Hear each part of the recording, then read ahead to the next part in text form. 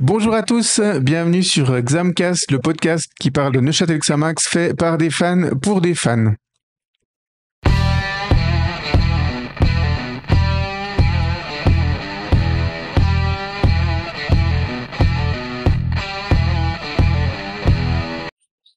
Alors, ce soir, je suis avec Alex. Salut Alex. Salut. Avec Sam. Salut Sam. Salut.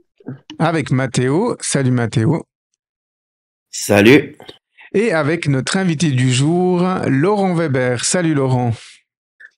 Bonsoir à tous, enfin bonjour à tous, suivant quand les gens écoutent.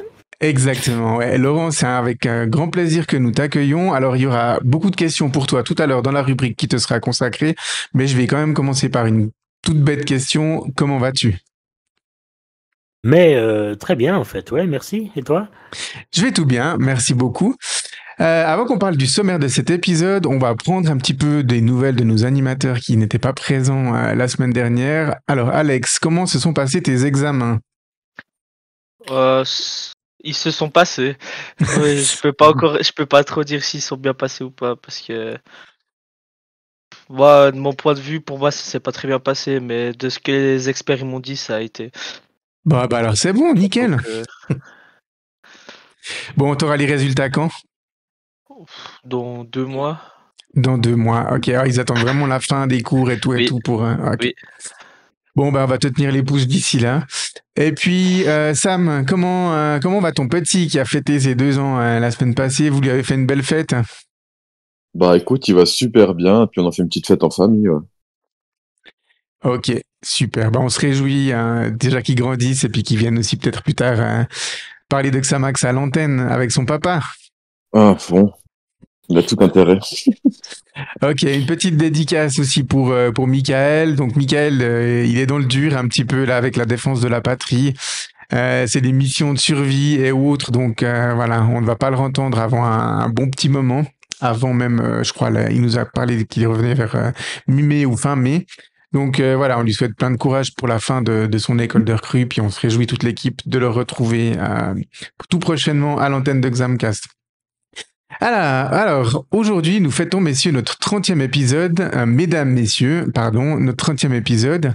Et au sommaire de celui-ci, on va faire donc le débriefing du match qui a eu lieu ce mardi, 23 avril, contre le FC Ville à la Maladière. On fera aussi un petit point mercato, puisque voilà, les premières annonces commencent un peu à tomber pour la saison prochaine. Et ensuite, on aura l'interview de notre invité du jour, Laurent Weber. Voilà, alors, sans transition, je propose qu'on passe à la première rubrique, le débriefing.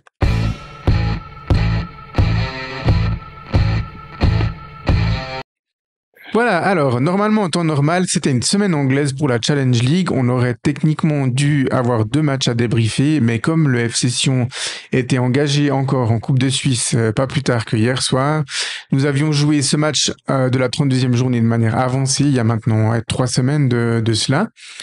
Donc, c'était une semaine un peu particulière avec un match le mardi, un jour assez inhabituel pour la Challenge League. Et puis, c'était donc les Saint-Gallois du FC Ville qui se déplaçaient à la Maladière. Alors, un match qui s'est achevé sur le score de 2-2. Même score et puis presque même physionomie que le match du premier tour, qui s'est achevé donc sur ce score de 2-2. Alors, messieurs, vous étiez tous au stade, à part toi, Laurent, tu nous l'as dit. Voilà, vous étiez comment à la fin de ce match ?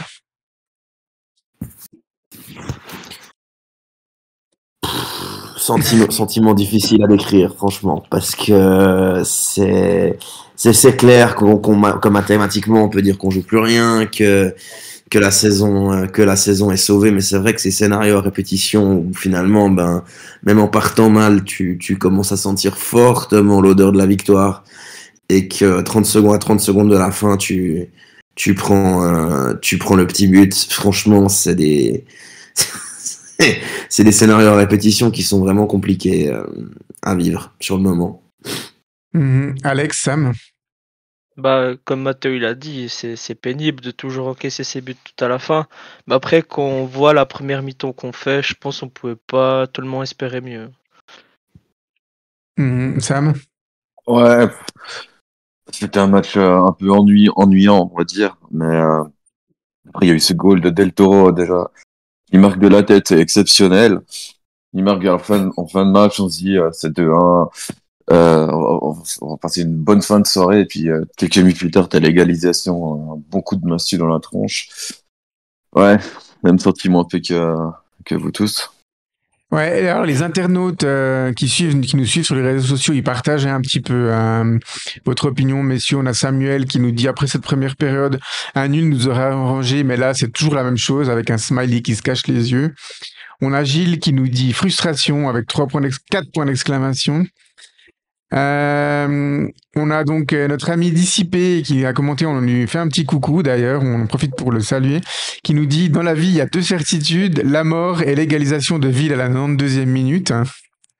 Et puis il a mis 2 messages, il a mis aussi stop avec cette défense à 3. Alors on va reprendre cette petite remarque de Dissipé et on va la développer dans notre débriefing. On a Serge qui nous dit triste de l'égalisation, mais c'est pas la première fois cette saison, belle réaction en deuxième mi-temps. Et puis, on a Lucas qui nous dit « J'étais pas au match, mais encore une fois, on prend un but dans le temps additionnel. » Alors, visiblement, les gens, ils sont quand même...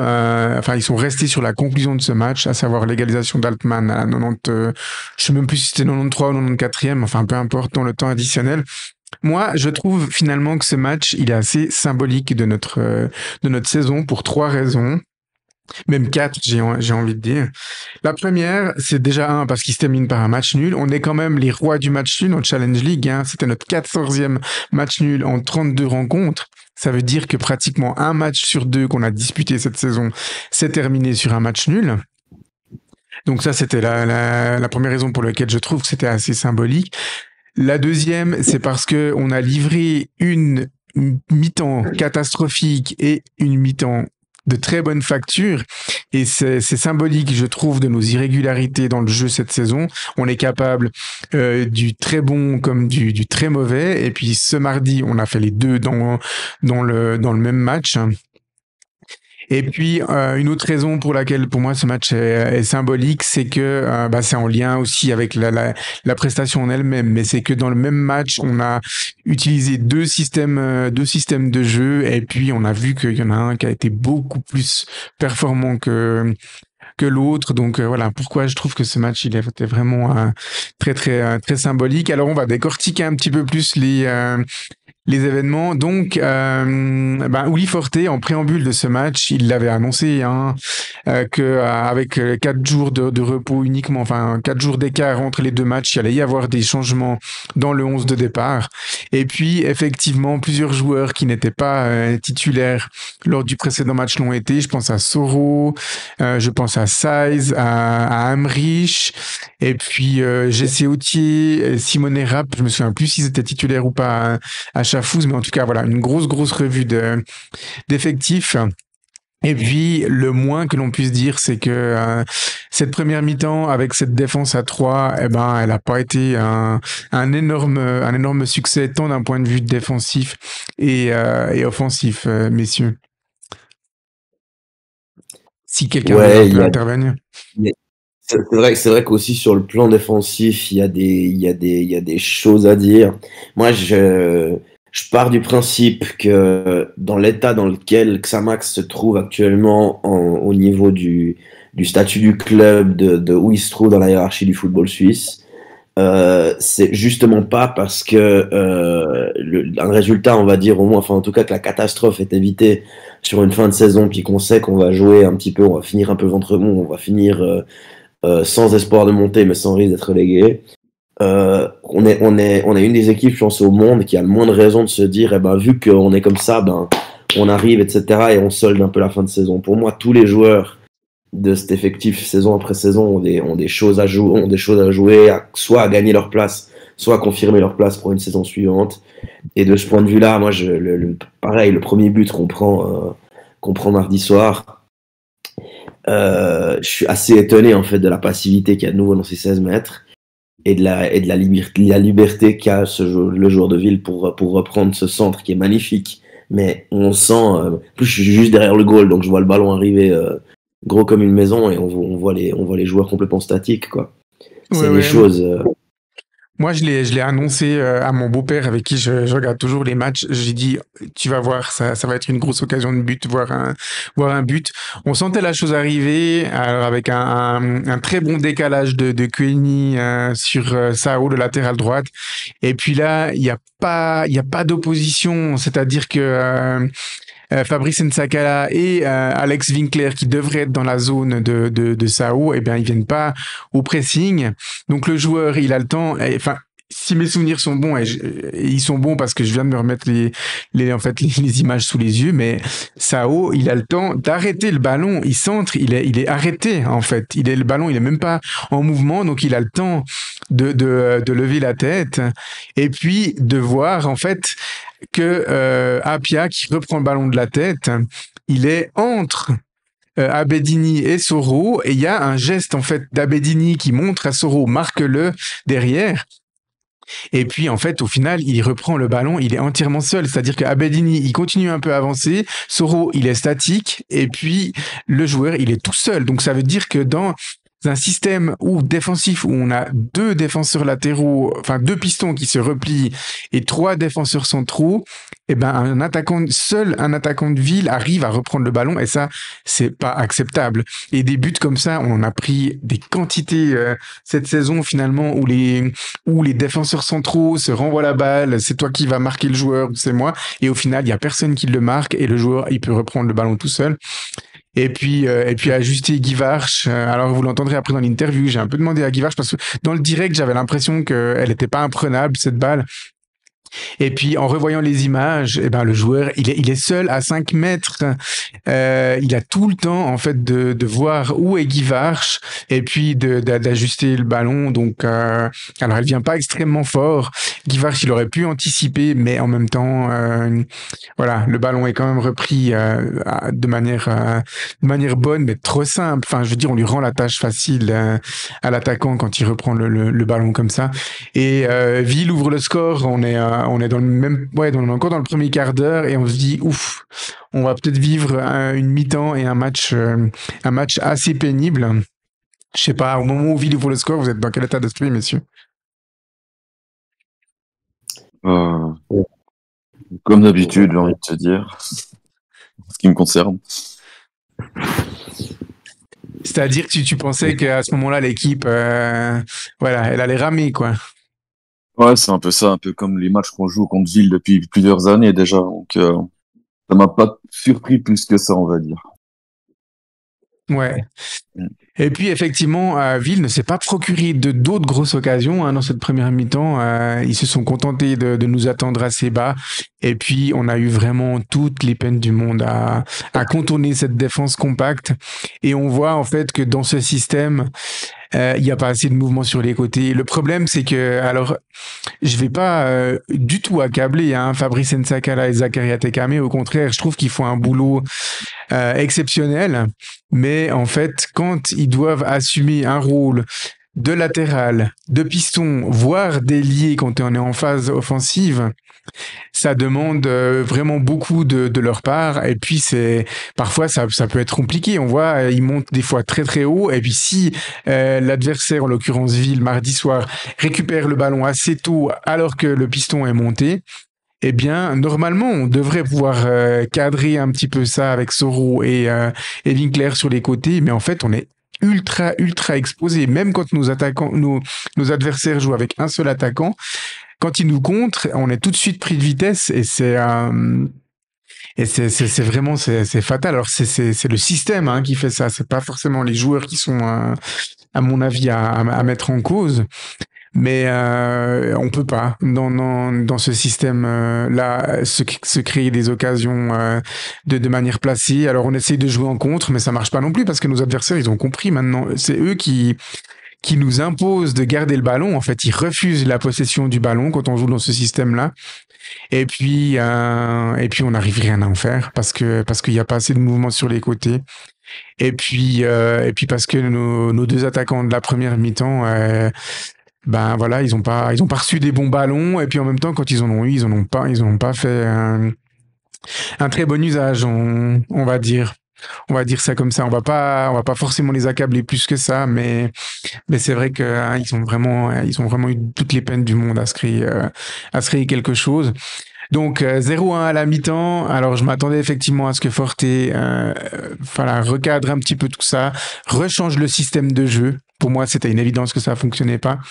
Et puis pour ce faire, il fallait aussi faire des changements parce que c'était pas possible de passer en 4-2-3-1 ou même en 4-4-2 avec les joueurs qui étaient présents dans le 11 de départ. Et c'est un fait assez rare. Il a pris un risque quand même, là, Forte, puisqu'il a sorti 4 joueurs à la mi-temps. Size, Rap, Outier et qui est-ce qui a cédé sa place encore? Aliou à la mi-temps? Non, c'est pas Aliou. Enfin bref, il y a 4 joueurs qui sont... Soro, non? Ouais, c'est juste, ouais. C'est Soro, ouais. Soro, et puis les 3 autres que j'ai nommés, les 2 offensifs plus Fabio Saez qui sont sortis et ils ont cédé leur place à Hadji, Del Toro, Schwitzer, et puis il y en a un autre qui est rentré, c'est Ramizi, qui avait été ménagé au coup d'envoi. Et puis, changement de système, et là, on a vu un Xamax nettement plus entreprenant, messieurs, et nettement plus dangereux aussi, hein. Votre avis? Messieurs, je vous écoute. Alors, c'est certain que la deuxième mi-temps n'a rien à voir avec la première. Ça se voit d'ailleurs dans les intentions offensives dès les premières minutes. Il y a quand même beaucoup plus d'initiatives prises de notre part. Il y a le but de Ville. Enfin, les joueurs de Ville commencent à littéralement défendre dans leurs 16 mètres. Et c'est vrai que de ce point de vue-là, on a en deuxième mi-temps récolté la récompense de nos efforts avec ces 2 buts. C'est vrai que comme Sam le disait, Del Toro qui marquait en plus de la tête pour sa petite taille, même si en revoyant le but après coup il était là, lui aussi vachement seul dans les 16 mètres. Mais non, c'est une très belle réaction. Schwitzer qui continue de montrer qu'au niveau des buts et des buts importants, il est de plus en plus fiable. Parce que c'est pas le premier pion qu'il met dans ces 6 mois où il est prêté. Et c'est vrai que jusqu'à l'égalisation qui nous douche un petit peu tous et qui fait office de douche froide, c'était le coaching parfait à la mi-temps, hein. Enfin, je veux dire, quand tu réussis à remonter comme ça et puis à passer devant 2-1 jusqu'à 30 secondes de la fin, on était tous très heureux. Ouais, pour moi, c'est une évidence en fait que le Xamax de Uli Forte fonctionne le mieux quand il joue dans ce 4-2-3-1 et puis quand les joueurs qui occupent ce système sont de qualité, parce qu'on l'a vu en fait mardi soir qu'avec des ailiers de qualité comme Del Toro et Schwitzer, eh bien on est tout de suite beaucoup plus dangereux sur les côtés, d'autant plus que il y avait toujours Nsakala et Atekame qui étaient sur le terrain, donc il y avait beaucoup de dédoublements sur les côtés, des beaux mouvements sur les côtés. Et puis Zachary Hadji qui a fait une bonne entrée, même s'il n'a pas été récompensé par un but ou une assist, mais il a beaucoup plus pesé sur la défense que ses 2 collègues qui ont joué en première mi-temps. Et puis il a libéré un petit peu des espaces, le jeu circulait rapidement de la gauche vers la droite, on a été dangereux.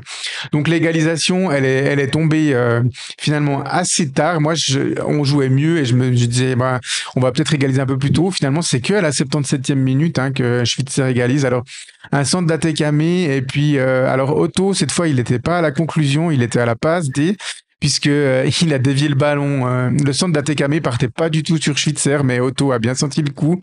Et puis il a dévié le ballon pour qu'il revienne juste dans les pieds de Dominique Schwitzer. Et puis une fois n'est pas coutume, il a conclu du pied droit à bout portant. Donc voilà, 3e but et puis un assist maintenant pour Otto, c'est pas mauvais non plus comme stat pour lui, depuis qu'il est arrivé cet hiver. Et puis on sentait que l'équipe allait pas se contenter de ce match nul, et puis comme tu le disais avant, comme vous le disiez avant, voilà, un but de Danilo Del Toro qui venait récompenser la bonne deuxième mi-temps de l'équipe, la bonne entrée de Danilo Del Toro et de Dominique Schwitzer, puisque cette fois Schwitzer s'est mué en passeur décisif. Et puis, voilà, après, on arrive dans la troisième et dernière symbolique que je voulais évoquer avant.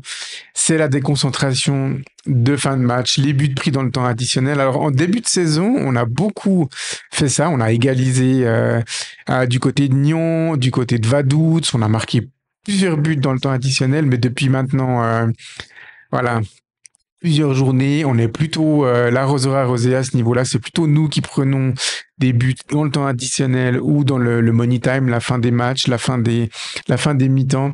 Et puis, je voulais vous entendre un petit peu, messieurs, parce que prendre un but dans le temps additionnel, c'est embêtant, mais prendre un but comme ça, c'est encore plus embêtant. Moi, j'ai souvenir d'un Xamaxville qui s'était aussi terminé sur le score de 2-2. C'était la saison du retour, enfin de la redescente en Challenge League.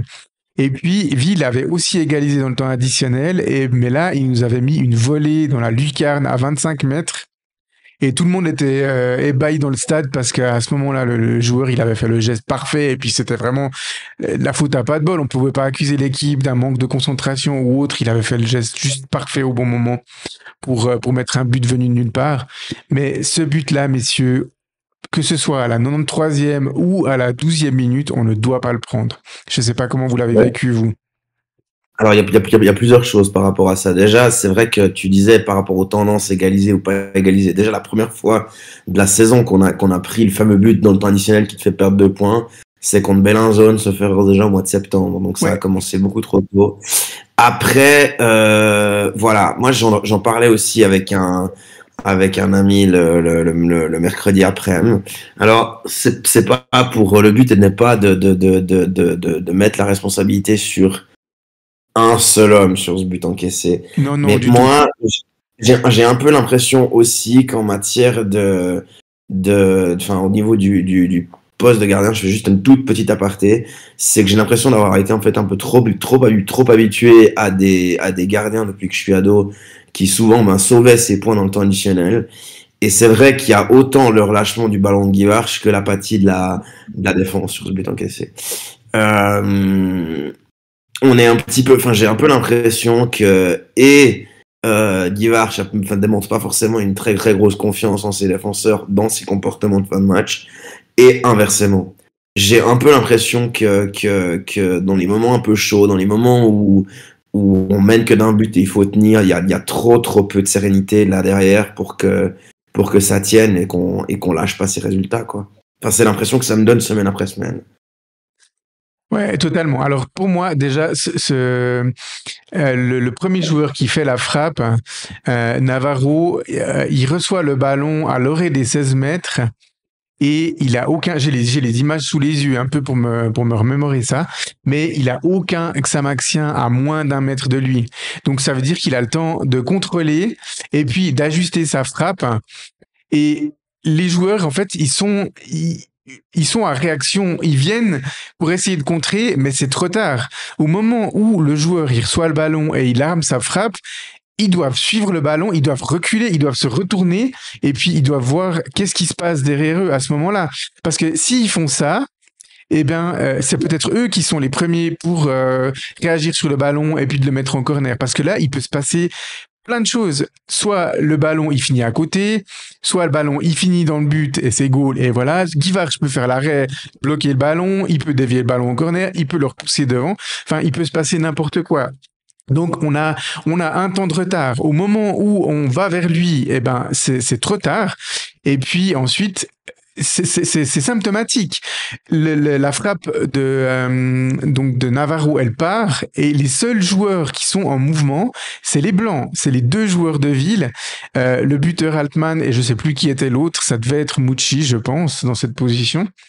Et la défense est entièrement arrêtée, ou presque. Il y a juste Atekame qui est sur le point de penalty, mais qui est bien évidemment trop en retard par rapport à l'attaquant qui bougeait déjà. Et puis, voilà, seul à 5 mètres, avec un Guivarch encore au sol, eh bien, Altman n'a plus qu'à ajuster et à égaliser. Comme tu disais, je suis d'accord avec toi, Mathéo, on va pas accabler nominativement tel ou tel joueur, parce que pour moi, c'est un but qui collectivement ne doit pas être pris. Alors, il doit pas être pris de manière générale, mais il doit surtout pas être pris à la fin, dans les 2 dernières minutes d'un match. qu'on avait retourné. Et puis, Ville, au moment où on marque le 2-1, eux, ils sont au fond du trou, quoi. Je regardais les joueurs, ils baissent la tête, ils secouent la tête. Enfin, voilà. Après, ils se remettent bien dedans, mais ils attaquaient pas non plus à tout va. Et c'était un peu, voilà. Donc, finalement, on leur laisse trop de liberté pour inscrire ce but. Moi, j'aimerais, en fait, plus souvent que pour nous marquer un but, nos adversaires, ils doivent réussir l'action parfaite, ils doivent faire des gestes techniques parfaits, ils doivent de temps en temps faire des frappes de nulle part. J'aimerais pas prendre des buts comme ça parce que, bah, voilà, on a pris énormément cette saison. Donc voilà, j'ai revu plusieurs fois la séquence pour pouvoir vous la décortiquer un petit peu. Mais voilà, j'espère que en jouant plus libéré, comme tu le disais avant, Mathéo, pour les 4 derniers matchs, on n'a plus rien à craindre vers le bas. On est mathématiquement sauvé, c'est officiel depuis la défaite hier du FC Baden. Eh bien, j'aimerais voir une équipe qui travaille un petit peu ces bases-là et puis qui solidifie, qui consolide un petit peu des choses en vue de préparer la saison suivante. Donc voilà, une conclusion frustrante à ce match.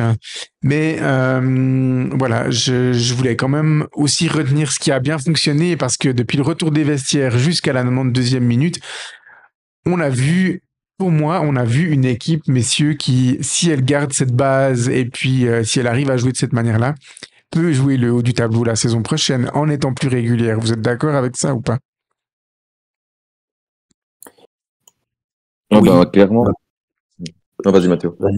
Vas-y, Sam. Ouais, non, oui, à condition, effectivement, de gommer ces fins de match, parce qu'on l'a vu, nous, la saison où on est monté avec De Castel et Ancho à la barre, c'est que on était capable d'aller chercher des victoires venant de nulle part dans les 10 dernières minutes, voire dans le temps additionnel. Mais surtout, je veux dire, on avait ces points bêtes. Ça nous est peut-être arrivé, aller une fois ou deux. Ça nous est peut-être arrivé une fois ou deux en début de saison, mais derrière, à partir du moment où la machine était lancée, c'était lancé. Je veux dire, déjà, pour jouer au haut du tableau, tu dois avoir si c'est pas la meilleure défense, au moins la deuxième meilleure défense du championnat. Donc ça commence par là. Et moi, je le dis, hein, je commence véritablement à me demander quel genre de joueur pourrait être installé dans la longueur dans cette équipe. Moi, il y en a certains que clairement, je suis pas convaincu que ce soit des joueurs qui aient les épaules pour une montée en Super League à l'heure actuelle et puis ensuite tenir à l'étage en dessus. Alors, on n'est même pas là de tenir à l'étage en dessus, mais déjà, voilà, avoir une équipe qui est plus régulière dans son jeu et puis dans ses résultats. Voilà, alors avant qu'on termine la séquence, je vais bien évidemment vous diffuser les interviews. La dernière fois, j'en avais pas fait à Ville et dans l'épisode précédent, c'était le match contre Chafouz à la Maladière. J'ai tout simplement oublié de vous les diffuser, donc je vous présente mes excuses, chers auditeurs. Donc, je vous propose qu'on répare ceci et puis qu'on écoute les réactions. Alors, j'ai pu obtenir les réactions du capitaine d'un soir, Théo Guivarch, de Matt Samrich et puis du coach Uli Forte. Voilà, on écoute ces interviews. Alors, avec Théo Guivarch, 2-2 ce soir contre le FC Ville. Bon, j'imagine quand on prend l'égalisation à la 94e minute, c'est un peu la frustration et la déception qui priment quand même. Ouais, on n'avait vraiment pas bien commencé ce match. Voilà, on était endormis, première mi-temps. Le coach a fait des ajustements en deuxième mi-temps, ça s'est plutôt bien passé. Voilà, on a eu le ballon presque toute la deuxième. Mais bon, on est aussi exposé à ce genre de situation sur la fin de match où c'est une frappe anodine que je relâche et malheureusement on concède le match nul ce soir. Est-ce que tu peux nous parler du premier but de Ville? Est-ce que tu es pris à contre-pied ou bien la tête elle te semble partir hors du cadre et puis finalement elle rentre dans la lucarne? Bah, c'est un bon centre, voilà. Moi je suis en réaction, voilà. Il me semble que c'est une tête qui est quand même bien placée. Il faudrait que je regarde les images, mais à chaud comme ça je peux pas vous en dire plus. Deuxième mi-temps, ouais, l'équipe retourne bien le match. Toi, depuis ta position, tu sentais que l'équipe était mieux disposée et puis que c'était possible de retourner ce match? Oui, en première mi-temps, j'ai pas vraiment retrouvé mon équipe. Voilà, sur la deuxième mi-temps, il y avait beaucoup plus de jeu, d'agressivité aussi dans les duels, chose qu'on n'avait pas fait du tout en première mi-temps. Donc voilà, il va falloir s'appuyer là-dessus pour bien finir la saison. Qu'est-ce que l'équipe peut apprendre finalement d'un match comme ça? Comme tu disais avant, une première mi-temps très difficile, une deuxième mi-temps mieux, et puis une conclusion de deuxième mi-temps douloureuse. C'est quoi les apprentissages principaux? Il faut juste qu'on se rende compte que voilà, on est une bonne équipe, mais qu'on ne peut pas jouer 45 minutes, quoi. Sinon, on s'expose à ce genre de fin de match. Et puis, c'est dommage parce que la première mi-temps, voilà, si on ne prend pas ce premier but, je pense que le scénario peut être différent ce soir. Mais bon, à la fin du match, on concède un nul, on ne perd pas. Donc, c'est le plus important. Avec Mats Hamrich, 2-2 ce soir contre le FC Ville. Mats, tu as été un des joueurs qui a disputé tout le match. Est-ce que tu peux nous raconter un peu ces deux mi-temps bien différentes l'une de l'autre? La première mi-temps déjà? Bien sûr, je pense on a eu des nouveaux joueurs sur le terrain aussi. Je pense que c'était 5-6, mais c'était des joueurs frais aussi. Après, on a essayé, c'est pas tout qui est arrivé, et tout bien se passé. Mais quand même, comme je disais avant, jusqu'avant 30 mètres avant le but, on a essayé, mais on n'a eu pas de profondeur, on n'a pas gardé le ballon, on a perdu trop de duels. Et ça nous a mis dans les difficultés. Après, deuxième mi-temps, on a changé tactiquement. Je pense aussi, si on joue vers notre supporter, ça roule mieux avec l'énergie. Et après, on a mérité aussi les deux buts parce qu'on a vraiment travaillé, on a créé des occasions et on a laissé rouler le ballon bien. Malheureusement, dans la dernière minute, voilà, tout le travail, le bon travail de la deuxième mi-temps, il part en fumée ou presque. Exactement. Sur une seule action, qu'est-ce qui se passe sur cette action? Comment tu l'analyses toi, de ta position, Matt? C'est dur à dire, je pense. Il commence avec un touche, après l'autre il met comme un demi-centre, mais un demi-centre dans les 16, il prend un touche, après il frappe, mais je pense qu'on ne voit pas bien le ballon. Et après, c'est eux qui sont, comment on dit, ils n'ont plus la mentalité de marquer là. On n'a pas suivi, mais c'est le foot, c'est dommage, franchement. Ouais. Quel apprentissage tu peux tirer, toi, d'un match comme ça, qui était assez particulier? Vous avez mal joué en première mi-temps, mieux en deuxième, puis finalement, vous êtes quand même rejoint au score. Ville a pratiquement marqué sur ces deux seules occasions du match. Ouais, exactement. Je pense que le truc qui est positif, même si on fait un mi-temps qui n'était pas vraiment top, on a la mentalité de changer, on a la qualité aussi de changer. Ça veut dire tout ce qui est possible tout le temps. Et après, on peut aussi prendre ça qu'on doit rester jusqu'à la 95e, 6e, on doit être concentré. Après, c'est le foot aussi, mais là, on doit être vraiment faire plus dans la tête, concentré et voilà, prendre les 3 points. Avec le coach Uli Forte, 2-2 ce soir contre le FC Ville, un match particulier. À la fin du match, tes joueurs étaient frustrés en rentrant au vestiaire. Est-ce que tu partages leur frustration? Oui, absolument, parce que quand tu mènes, tu tournes le jeu. Après un deuxième mi-temps très très bien joué, tu vas marquer les 2 buts qu'il te faut pour tourner ce match et après tu résistes pas à tenir jusqu'à la fin. Ça fait mal, ça c'est dommage et c'est ça qui a rendu un peu fâché les joueurs. La première mi-temps, on peut dire, elle n'était pas loin d'être catastrophique. Alors elle peut être pire si Ville avait marqué encore d'autres buts. Tu avais annoncé vouloir faire des changements, laisser des joueurs au repos, notamment le capitaine Kenan Fatkic, Samir Ramizi, des joueurs qui avaient été titulaires tous les derniers matchs. Est-ce que le choix des joueurs que tu as fait a déterminé le système de jeu ou tu as d'abord choisi le système, puis ensuite tu as choisi les joueurs qui allaient jouer dans ce système? Non, c'est toujours les joueurs qui décident sur le système. Hein. C'est les joueurs qui sont entrés, qui nous ont donné la possibilité de jouer comme ça. Malheureusement, ça n'a pas fonctionné parce qu'on voulait changer aussi un peu l'effectif parce que c'était vraiment très serré, les 2 matchs un après l'autre. On a eu match à l'extérieur à Chafouz après ce soir contre Ville et c'est pour ça qu'on voulait mettre des joueurs frais. Malheureusement, ça n'a pas fonctionné, mais je pense que la réaction au mi-temps, c'était très bien. Le deuxième mi-temps, c'était complètement pour nous. Mérité aussi de tourner ce match. Malheureusement, à la fin, on n'a pas pu tenir jusqu'à la fin. Ça, c'est le dommage. Ah, effectivement, quand on tourne le match, en plus en marquant le deuxième but, il vient très tard, presque à la 90e minute. Là, l'équipe, elle doit tenir, elle doit serrer les rangs, elle doit faire peut-être des fautes tactiques, elle doit perdre un peu du temps, comme les joueurs de Ville avaient perdu du temps. Au début, il a manqué un petit peu de métier là, quand même dans l'équipe et puis de réaction. Théo fait un super arrêt sur cette frappe, mais on ne peut pas laisser 2 joueurs dans les 16 comme ça reprendre le ballon. Là, il faut peut-être discuter demain à l'analyse vidéo parce qu'on était un peu trop précipité en avant. On aurait dû vraiment contrôler mieux ce moment-là parce que ça restait 2 minutes, plus ou moins 2 minutes à jouer. Et comme tu as dit, il aurait eu un peu besoin de plus de métier, un peu plus de malin. être malin parce que là, tu vas faire finir le temps et laisser tomber tout.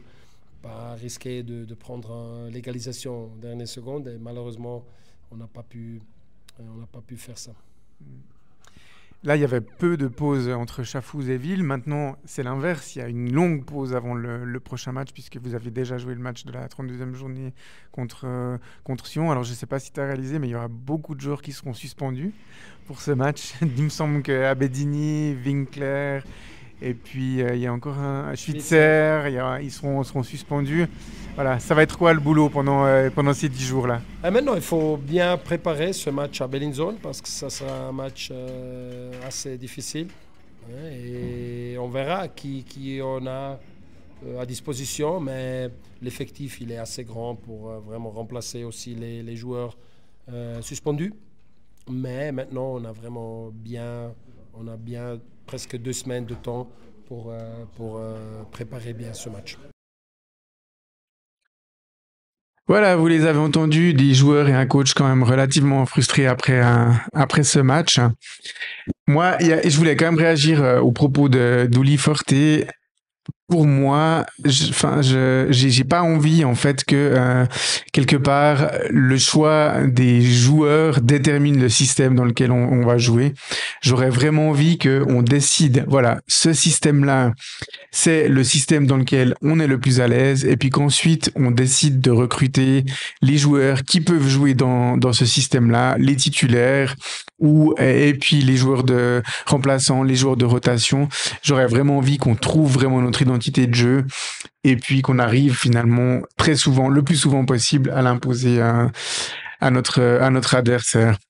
Donc voilà, je sais pas si vous aviez encore des choses à dire concernant ce match, messieurs. Pour ma part. Non. Non plus. Ok, alors on va passer à la rubrique suivante.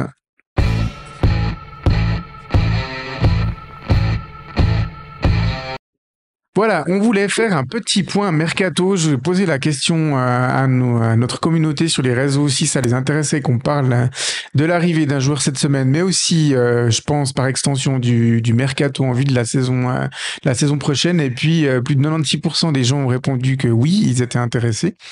Donc voilà, on va aborder ça. Alors, on va dire les premières annonces pour la saison prochaine, elles ont commencé déjà il y a une dizaine de jours maintenant, puisque le 17 avril, le club a annoncé la prolongation de contrat de 3 joueurs, à savoir Kenan Fatkic, Sead Ahirovic et Yohan Epito.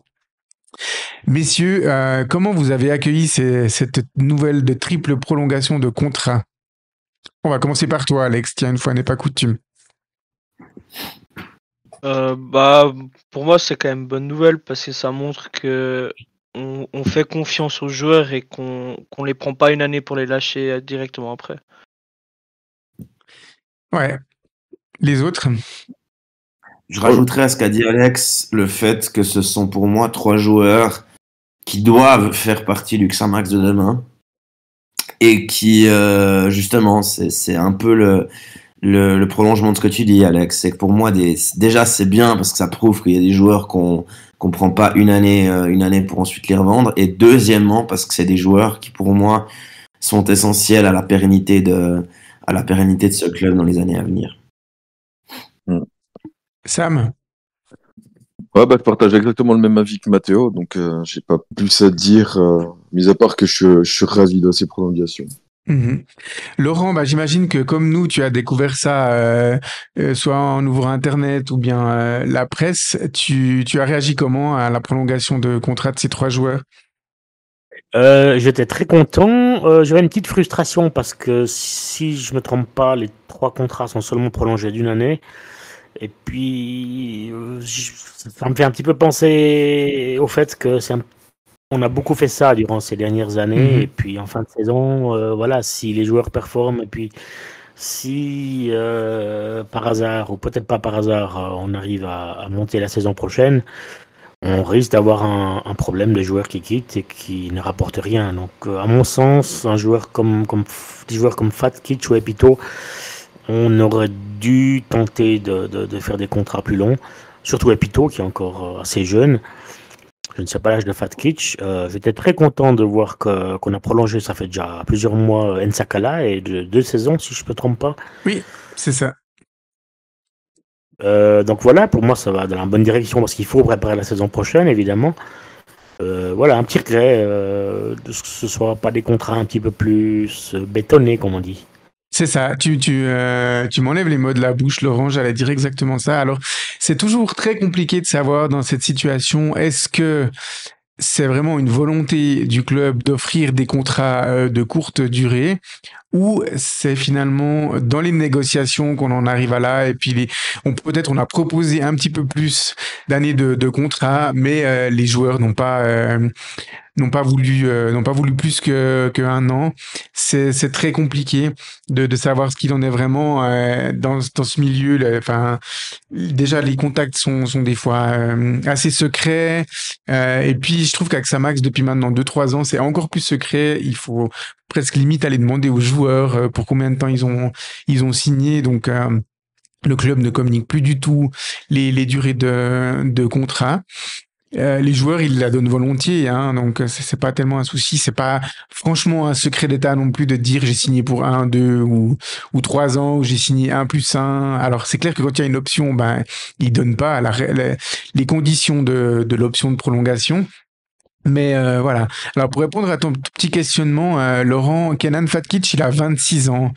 Donc voilà, il est encore relativement jeune, dans la fleur de l'âge. En tout cas, c'est un joueur à qui on aurait facilement pu offrir une prolongation de 2-3 ans. Et puis surtout on lui a donné un rôle important depuis c'est déjà la saison dernière qu'il était capitaine, hein. Ouais.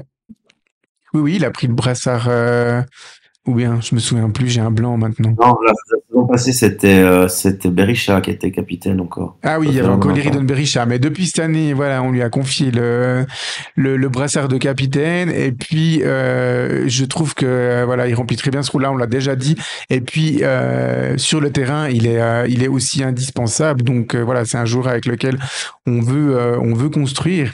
Enfin, moi, personnellement, j'aimerais qu'on construise avec un joueur comme lui. Yohan Pito, il a 23 ans, c'est un jeune du cru et on a montré, alors ça c'est quand même une bonne nouvelle, on montre qu'on fait confiance aux jeunes du cru, mais là c'est peut-être là aussi je me dis que peut-être que Yohan lui-même il a pas forcément voulu un contrat plus long parce que avec Fabio Saiz, on lui a proposé et il a accepté, et lui il a signé une prolongation jusqu'en 2026. Cette année, donc 2 ans, où il a peut-être même signé l'année passée, je sais plus. Donc en tout cas, on avait en tout cas un contrat, un peu plus long. Donc voilà, c'est vrai que alors d'un côté, c'est des très bonnes nouvelles d'annoncer déjà tôt que les joueurs vont rester au club, et puis de l'autre côté, ce petit regret. Et puis pour Sead Ahirovic, c'est aussi une bonne nouvelle. Donc voilà, il a intégré un petit peu dans cette rotation qui s'est instaurée depuis le début de l'année 2024 des défenseurs centraux. Mais voilà, il a l'expérience de la Challenge League. Et puis voilà, je pense qu'avec une base avec lui, Yohan Pito, Brian Issoro qui sont sous contrat déjà maintenant, ben voilà, on a, même si Eris Abedini et Alex Winkler ne restent pas au club à la fin, pour la nouvelle saison, on a déjà une bonne base de ce qui sera la défense centrale de l'année prochaine. Et puis, je me réjouis aussi qu'on prolonge un Yohan Pito qui a quand même été grandement diminué par les blessures depuis cette année 2024. Donc, ça veut dire qu'on lui fait confiance. Et puis, voilà, on connaît aussi les qualités physiques et puis les qualités de battant que Yohan peut apporter à cette équipe. Donc, moi, personnellement, je me réjouis beaucoup qu'il ait prolongé son contrat. Donc voilà, ça c'était les trois premières nouvelles concernant la saison 2025. Et puis cette semaine, donc le 26, c'était vendredi, et bien l'équipe le club a annoncé l'arrivée d'un premier renfort pour la saison prochaine avec l'arrivée de Euclide, je pense qu'on prononce comme ça, ou Euclides peut-être puisqu'il est portugais, Cabral, donc voilà, on voulait vous parler un petit peu plus de lui, puisque c'est un joueur qu'on peut dire qu'on connaît un peu, mais pas trop non plus. Donc voilà, Mathéo, c'est avec plaisir que tu t'es un peu plongé dans la carrière jusque-là, pardon, de Cabral, et puis nous présenter un petit peu notre nouveau renfort. Tout à fait. Alors, Euclides Cabral est né le 5 juillet 1999 à Lisbonne, messieurs. Il est de nationalité portugaise et capverdienne. Et la particularité, ce qui peut nous intéresser, nous, suiveurs du football suisse, c'est qu'il a démarré sa formation au FC Sion avant de la finir au Sporting. Le 31 janvier 2019, il signe son premier contrat pro avec une première équipe pour un bilan de 25 matchs et 3 buts. On parle donc à ce moment-là, on parle de son premier contrat pro et qui se passe du coup à Grasshopper. Il est par la suite, le 20 janvier 2021, il est transféré au FC Saint-Gall où il dispute 42 matchs en une saison et demie pour 0 but marqué. Le 5 juillet 2022, il est transféré par la suite à l'Apollon Limassol pour 6 matchs et une demi-saison, fin de contrat au 1er janvier 2023. Le 30 août 2023, c'est l'Irlande qui lui ouvre les portes avec le club de Shelbourne pour un contrat qui prend fin en fait le 26 novembre dernier. Il est donc arrivé à Xamax en étant sans club. Tout ça pour dire que c'est un joueur qui a certes connu une formation dans un milieu très professionnel, puisque tant Sion que le Sporting pour le football suisse et le football portugais sont des modèles de formation. Maintenant, c'est un joueur qui s'est un tout petit peu perdu aussi ces dernières années, et plus le temps passe, moins il a droit à du temps de jeu. C'est peut-être là que résidera le pari de ce transfert.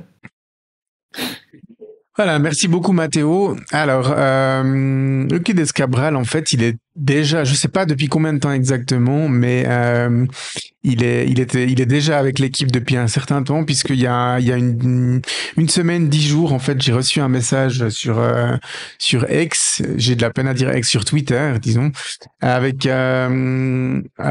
Zé, qu'on salue, qui a fait là, en fait notre logo, et il me disait, ah, tu connais ce joueur? Et puis je lui ai dit non, je le connais pas, et en fait c'était Cabral, donc il m'a envoyé ça il y a une dizaine de jours, donc il est déjà là depuis quelques temps auprès de l'équipe, et je suis content parce que quelque part il va déjà pouvoir se remettre maintenant physiquement à jour, et puis aussi effectuer des phases d'entraînement, des schémas de jeu avec l'équipe. Donc j'ai envie de dire, c'est tout ça de gagner jusqu'au début de la préparation et de la prochaine saison. Messieurs, quand vous avez vu ce nom, vous vous souveniez de lui, ou bien vous avez dû faire comme moi, vous avez ouvert Google et puis vous avez tapé son nom pour voir où il avait un peu joué? Moi, j'ai littéralement ouvert Google pour regarder qui c'était. C'est ça. Je vais être honnête. Laurent, ça te disait quelque chose, ce nom-là, quand tu as vu l'annonce, ou bien t'as fait comme nous, t'as dû rechercher un peu qui c'était? J'ai déjà assez à faire avec les très nombreuses centaines d'anciens Xamaxiens, donc non, effectivement, j'avais plus ce nom-là en tête. Ouais, alors, la première bonne nouvelle, c'est que on a engagé un latéral droit. Ça, c'est quand même la très très bonne nouvelle de l'histoire, parce qu'on le sait déjà qu'avec le départ de Zakaria Tekame, eh bien, on n'avait tout simplement plus aucun latéral droit dans le contingent même actuel. Donc c'était, je pense, le poste ou un des postes prioritaires à renforcer. Mais je pense que c'est vraiment le poste prioritaire, parce qu'on n'avait tout simplement personne qui pouvait jouer à ce poste-là. Donc voilà, c'était plutôt une bonne nouvelle. Et puis alors bon, moi je demandais peut-être un joueur suisse, ma foi, il est pas suisse, mais dans le sens de pas utiliser une licence de joueur étranger pour ce poste-là. Mais en même temps, voilà, on va pas faire la fine bouche non plus. C'est quand même un joueur qui connaît le championnat suisse. Enfin, il a quand même vécu une bonne partie de sa vie en Suisse. Il est arrivé, tu l'as dit avant, hein, je crois, Mathéo, à l'âge de 6 ans. Du côté du Valais. Donc il connaît la Suisse, il connaît le championnat suisse. Et puis il est encore relativement jeune. Alors c'est un pari comme on a fait plusieurs ces dernières années. Je pense à Fabrice Nsakala, je pense à Luis Pedro Cavanda. Enfin des paris plus ou moins qui ont connu plus ou moins de succès. Donc voilà, enfin, je pense que moi je suis allé regarder un petit peu quelques vidéos de lui puisque son agent est assez actif pour publier des vidéos de ses joueurs sur internet pour les mettre en vitrine. Et puis il a des qualités indéniables au niveau de la vitesse. Et puis c'est un joueur que je trouve aussi relativement bon techniquement. Donc voilà, le terrain est bon, on va dire, voilà, pour se mettre en valeur et puis faire des bonnes prestations et puis venir après Zachary parce que ça sera vraiment, il sera attendu à ce poste-là parce que Atekame il progresse vraiment de match en match et puis voilà, il montre vraiment ce que peut être notre jeu avec un latéral droit de qualité. Donc voilà, ce qui m'a aussi intéressé, c'est qu'il est polyvalent, il peut jouer à gauche. Donc en cas de problème du côté gauche, ben il pourrait lui aller jouer à gauche pour dépanner. Et puis il peut aussi jouer un petit peu plus haut si nécessaire sur le côté droite. Donc ça veut dire que un rôle de piston lui poserait absolument aucun problème. Il serait vraiment très à l'aise puisque ça a l'air d'être un latéral qui est assez porté sur l'offensive quand même.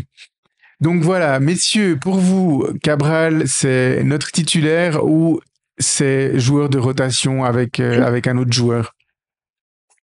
Moi, pour revenir sur ce que je disais avant de le lire en tant que titulaire, je pense qu'il va falloir voir parce que quand même, quand tu passes par le parcours qu'il vient d'avoir là, il y a quand même le risque, voire la certitude d'un certain manque de rythme.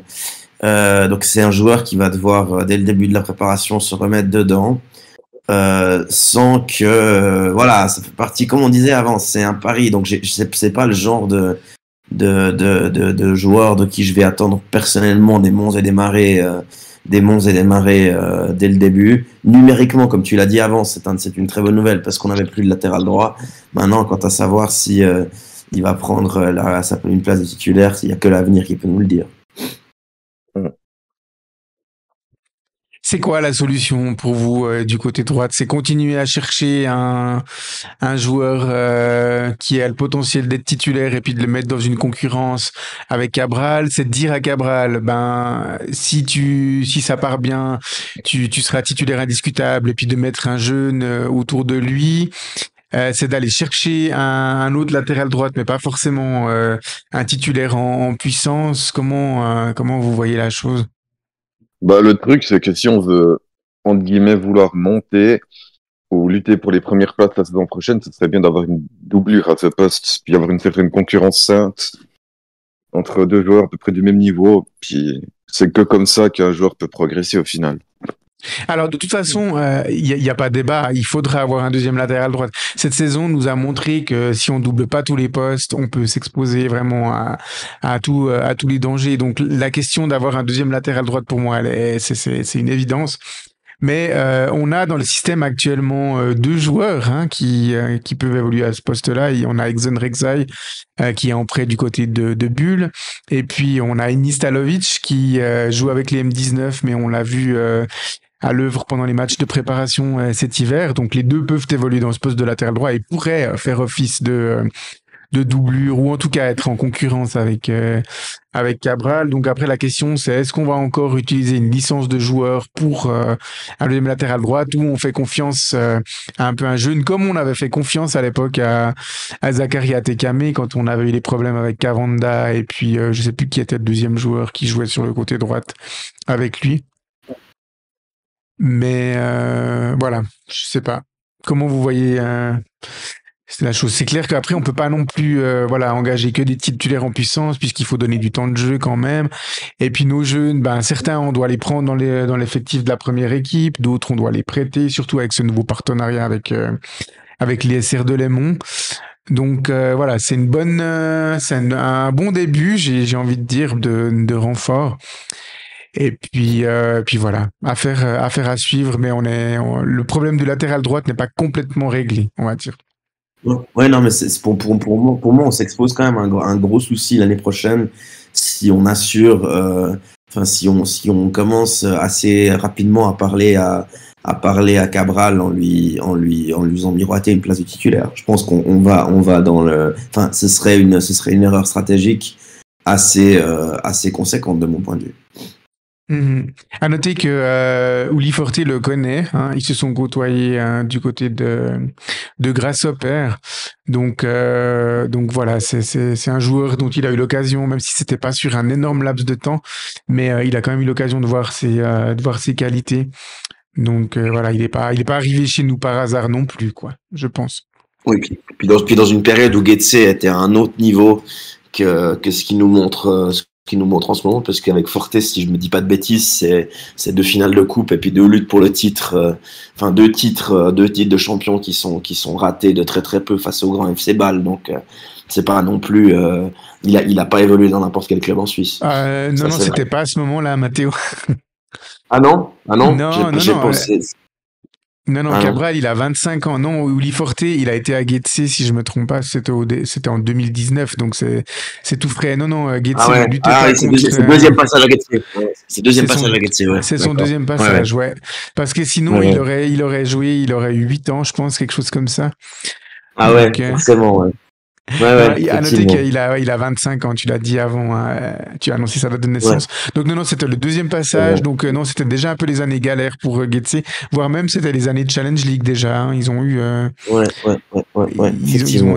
Ouais, parce que j'ai vu... oui, c'était l'année où ils étaient en Challenge League, puisqu'on les a relégués, entre guillemets, en leur passant devant la saison d'avant, donc c'était la saison 2019-2020, en fait. Ouais, parce que Getse et Forte, je pense tout de suite, tu vois. Mais c'est vrai que il y a eu un deuxième passage, effectivement. Il y a eu un deuxième passage, ouais, tout à fait.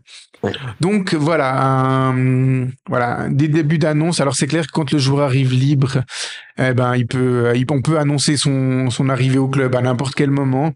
Maintenant, voilà, on espère que le club travaille fort en coulisses et qu'il y a peut-être déjà 1 ou 2 autres signatures qui ont été conclues et qui seront annoncées début juin, pourquoi pas dans notre épisode un peu en exclusivité. Voilà, je ne sais pas si vous avez encore des choses à dire sur l'arrivée de Cabral, messieurs. Non, alors qui ne dit rien consent. Et on va passer à la rubrique suivante.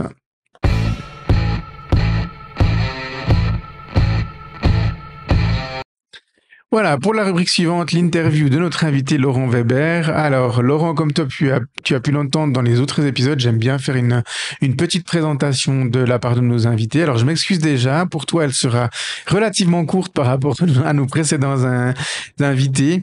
Donc, tu es âgé de 50 ans, tu suis le club depuis la moitié des années 80. En fait, tu as suivi le club lors de l'année du premier titre, donc c'était les belles et grandes années de Xamax. Tu as été immergé dans ce début des 2 titres.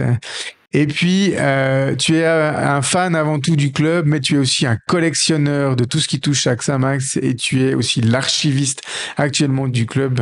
Donc, voilà. On te remercie beaucoup d'avoir accepté notre invitation, Laurent.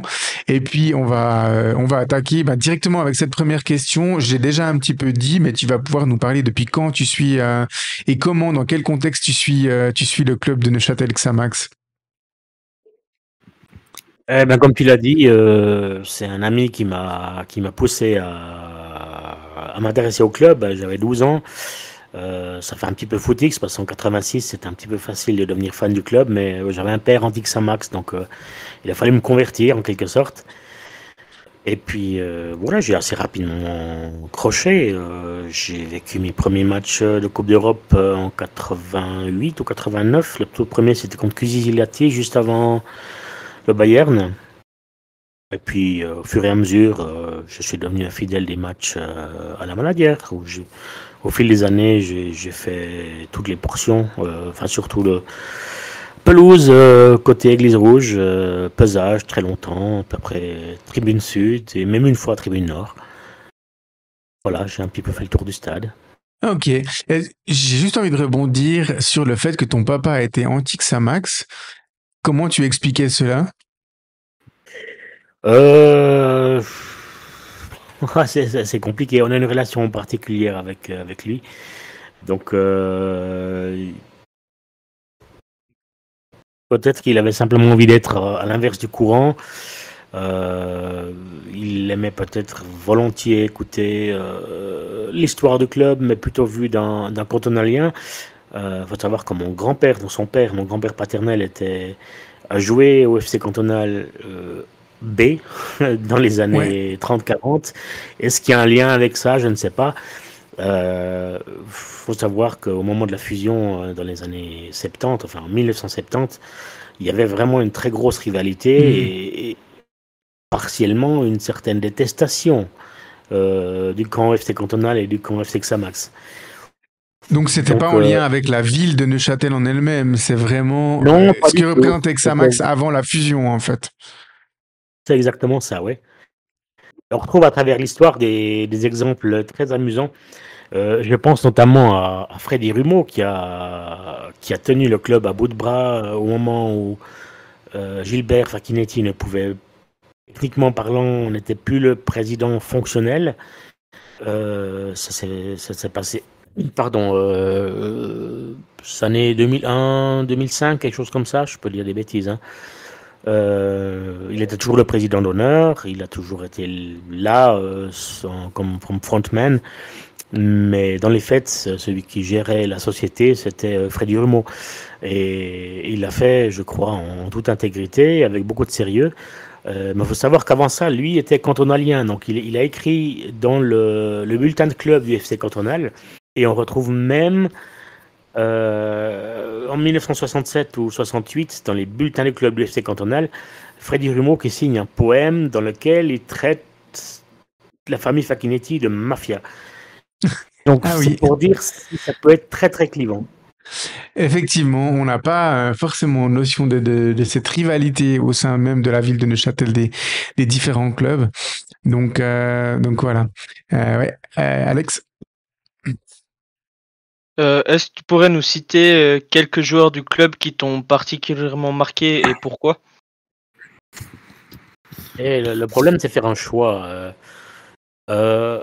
Si je prends pour l'élégance du geste, des passes et de la démarche, je passerai à Herman et Letari. Je crois que tout le monde s'accorde sur Letari, comme quoi c'est Oh oui. un chouchou pour ceux qui l'ont vu jouer.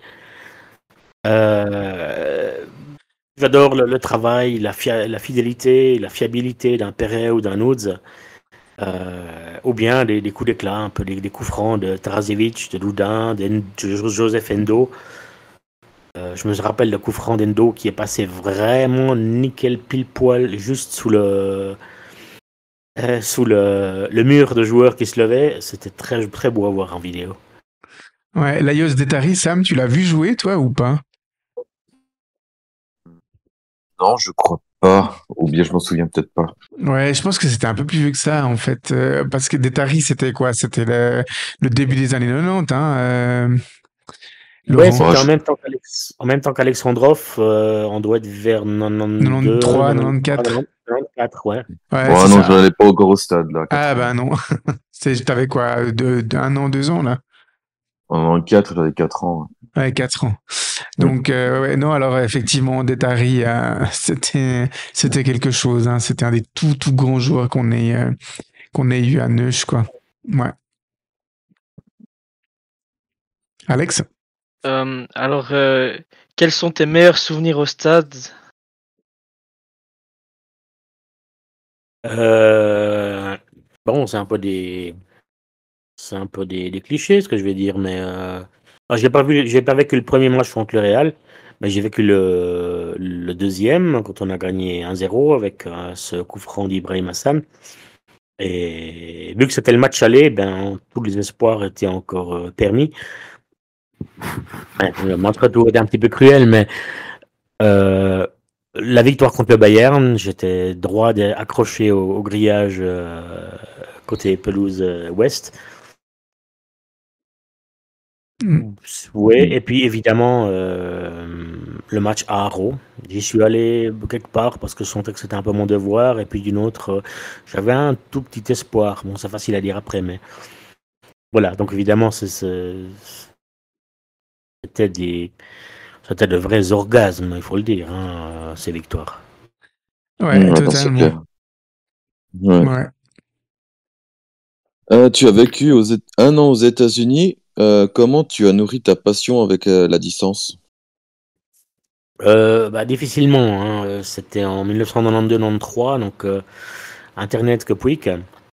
Donc j'ai un ami proche, David Guyat, qui m'envoyait des comptes rendus, des articles, hein, et puis une fois ou l'autre, même une cassette audio.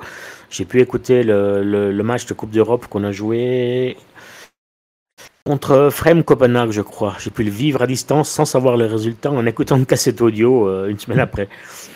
Incroyable. Mais c'est à peu près tout. J'ai contacté le club à cette époque, justement parce que je voulais retrouver la trace de mon grand-père, ce qu'ils n'ont pas réussi. J'avais écrit une lettre au club qui m'a gentiment répondu. Donc c'était, voilà, ça se résume un peu, évidemment quelques téléphones pour avoir de temps en temps des résultats, mais Quel est ton plus beau souvenir en tant que supporter du club?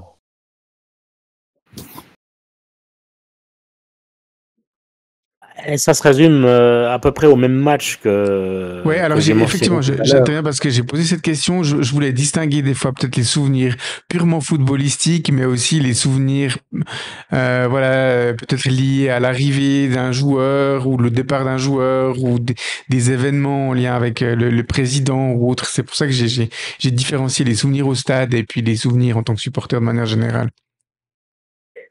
Euh, il y a beaucoup de souvenirs. Euh, j'ai eu la chance parce que je suivais les clubs lorsqu'ils ont recommencé en deuxième ligue inter. Je suivais le club de manière autant proche que ce que je pouvais, et j'ai pu faire le déplacement de quelques matchs dans la voiture du président, du vice-président Mengli de l'époque. Et c'est des souvenirs assez sympas parce que ça permet un petit peu de discuter des fois plus en profondeur de ce qui se passe à l'intérieur du club, même avec tout le devoir de réserve qu'ils avaient, bien sûr. Alors, ouais, voilà, je crois que ça doit le faire.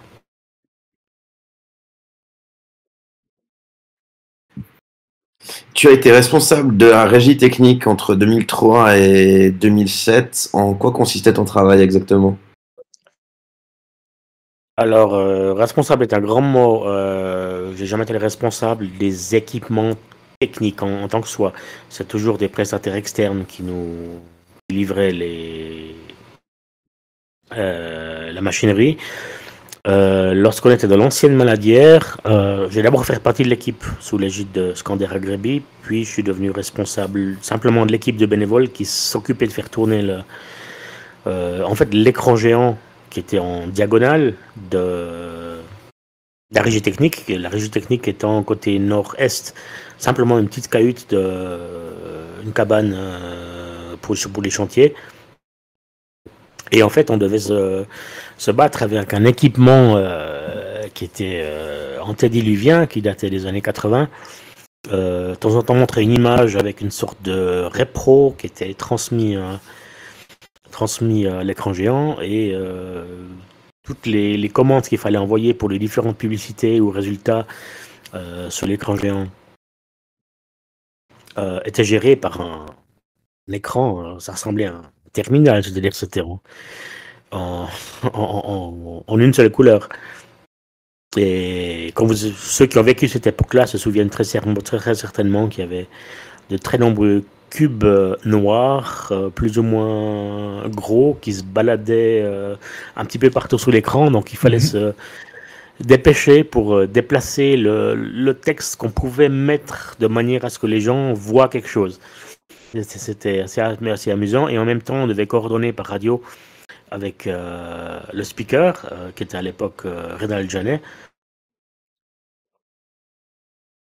Et simplement pour coordonner avec les publicités qui allaient passer ou une annonce spéciale.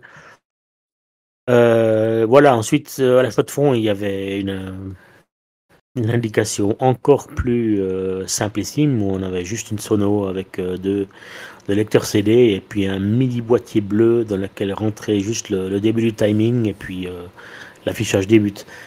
C'était vraiment extrêmement minime, mais c'était une époque très très sympa avec une ambiance au milieu de la tribune ouais, qui était vraiment à la bonne franquette. Et en 2007, lors du nouveau stade, eh bien, c'est l'équipe de Gérard Pi, avec son entreprise, son nom m'échappe, désolé Gérard, qui a vraiment installé du vrai matos professionnel qui permet de projeter des images haute qualité sur l'écran d'un côté et puis sur le petit rappel texte de l'autre côté. Alors là, c'était beaucoup plus compliqué, mais aussi beaucoup plus intéressant, parce qu'on était plusieurs à devoir se coordonner de manière plus intense avec les annonces qui allaient être faites avec le speaker, avec présentation des équipes qui, une fois qu'elles étaient lancées, on ne pouvait plus l'arrêter. Dans un match contre Getse, on a envoyé les joueurs de Saint-Gall, si je ne me trompe pas. Ça fait partie des souvenirs qui ont provoqué quelques sifflets. Et puis, il y avait aussi le coup de gérer également avec les personnes qui, de temps en temps, s'occupaient des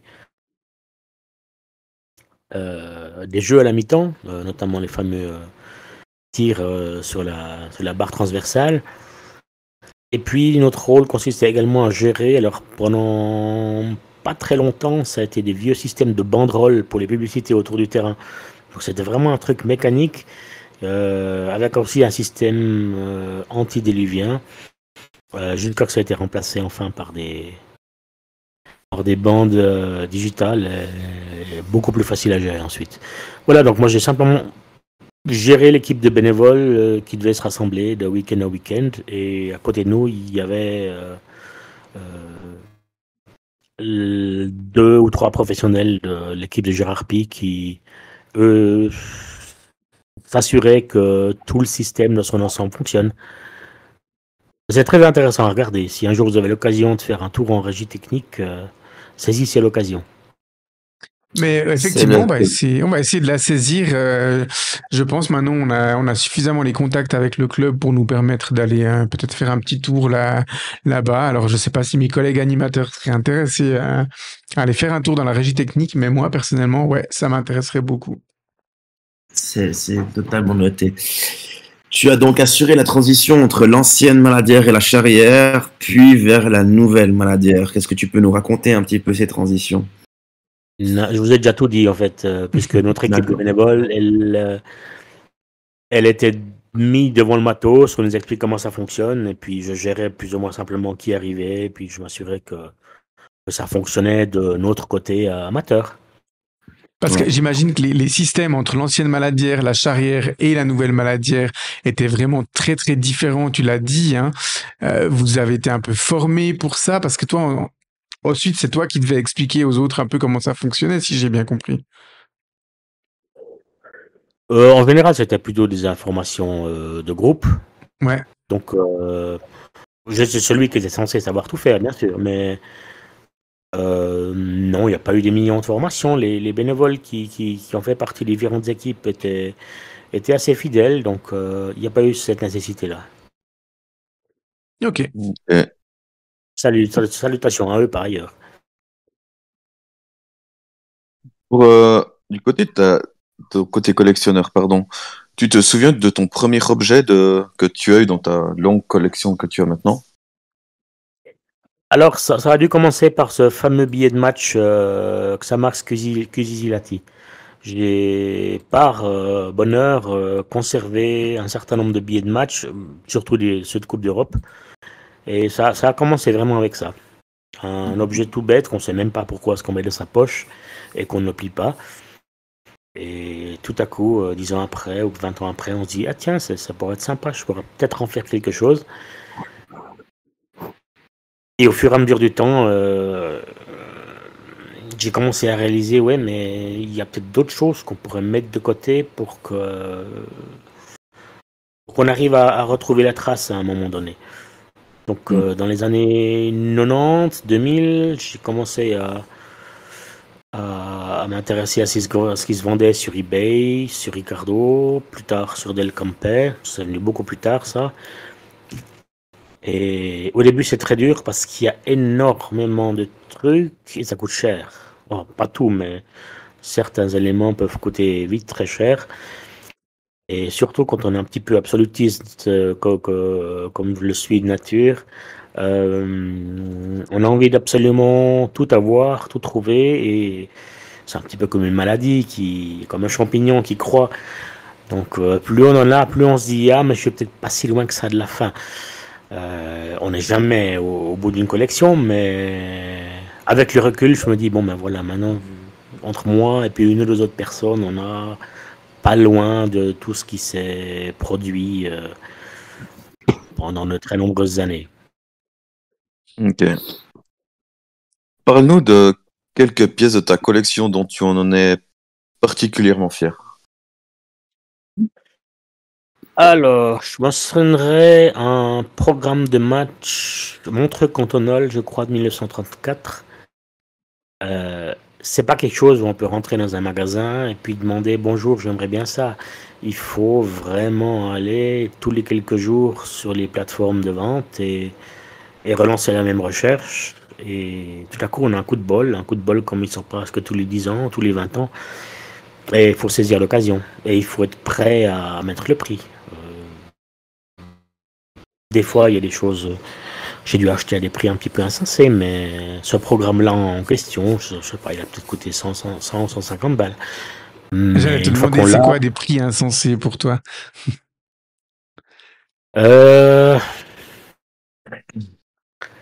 Alors, auprès de vendeurs qui tiennent boutique, je pense en particulier à une boutique à Zurich,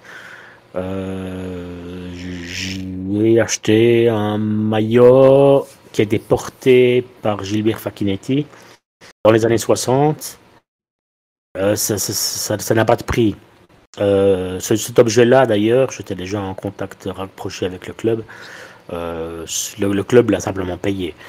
Il est toujours stocké chez moi, je le regrette. J'aimerais que toutes mes archives soient gentiment transférées au club, mais eux, ils manquent de place. Et moi, gentiment aussi. Mais voilà, ça, c'est un objet extraordinaire. Je crois qu'il coûte à 600 balles. Un autre objet très sympa, un monsieur qui habitait Paris et qui était anciennement secrétaire fin des années 50, début des années 60, est gentiment venu déposer à la réception du club en disant voilà, ça sera plus utile à vous qu'à moi. Et il y avait différentes coupures de presse des années fin 50, début 60, ainsi qu'une affiche de match de 1960 d'un match qu'on a joué contre Egerton, finale de promotion pour la Première Ligue. Alors ça paraît insignifiant comme ça, mais c'est un objet introuvable. Et graphiquement, voilà, maintenant il était scanné en très haute définition, on peut le réutiliser à un moment ou à un autre. Ok. Alex? Est-ce que tu collectionnes d'autres objets que ceux en lien avec le club? Tout et n'importe quoi.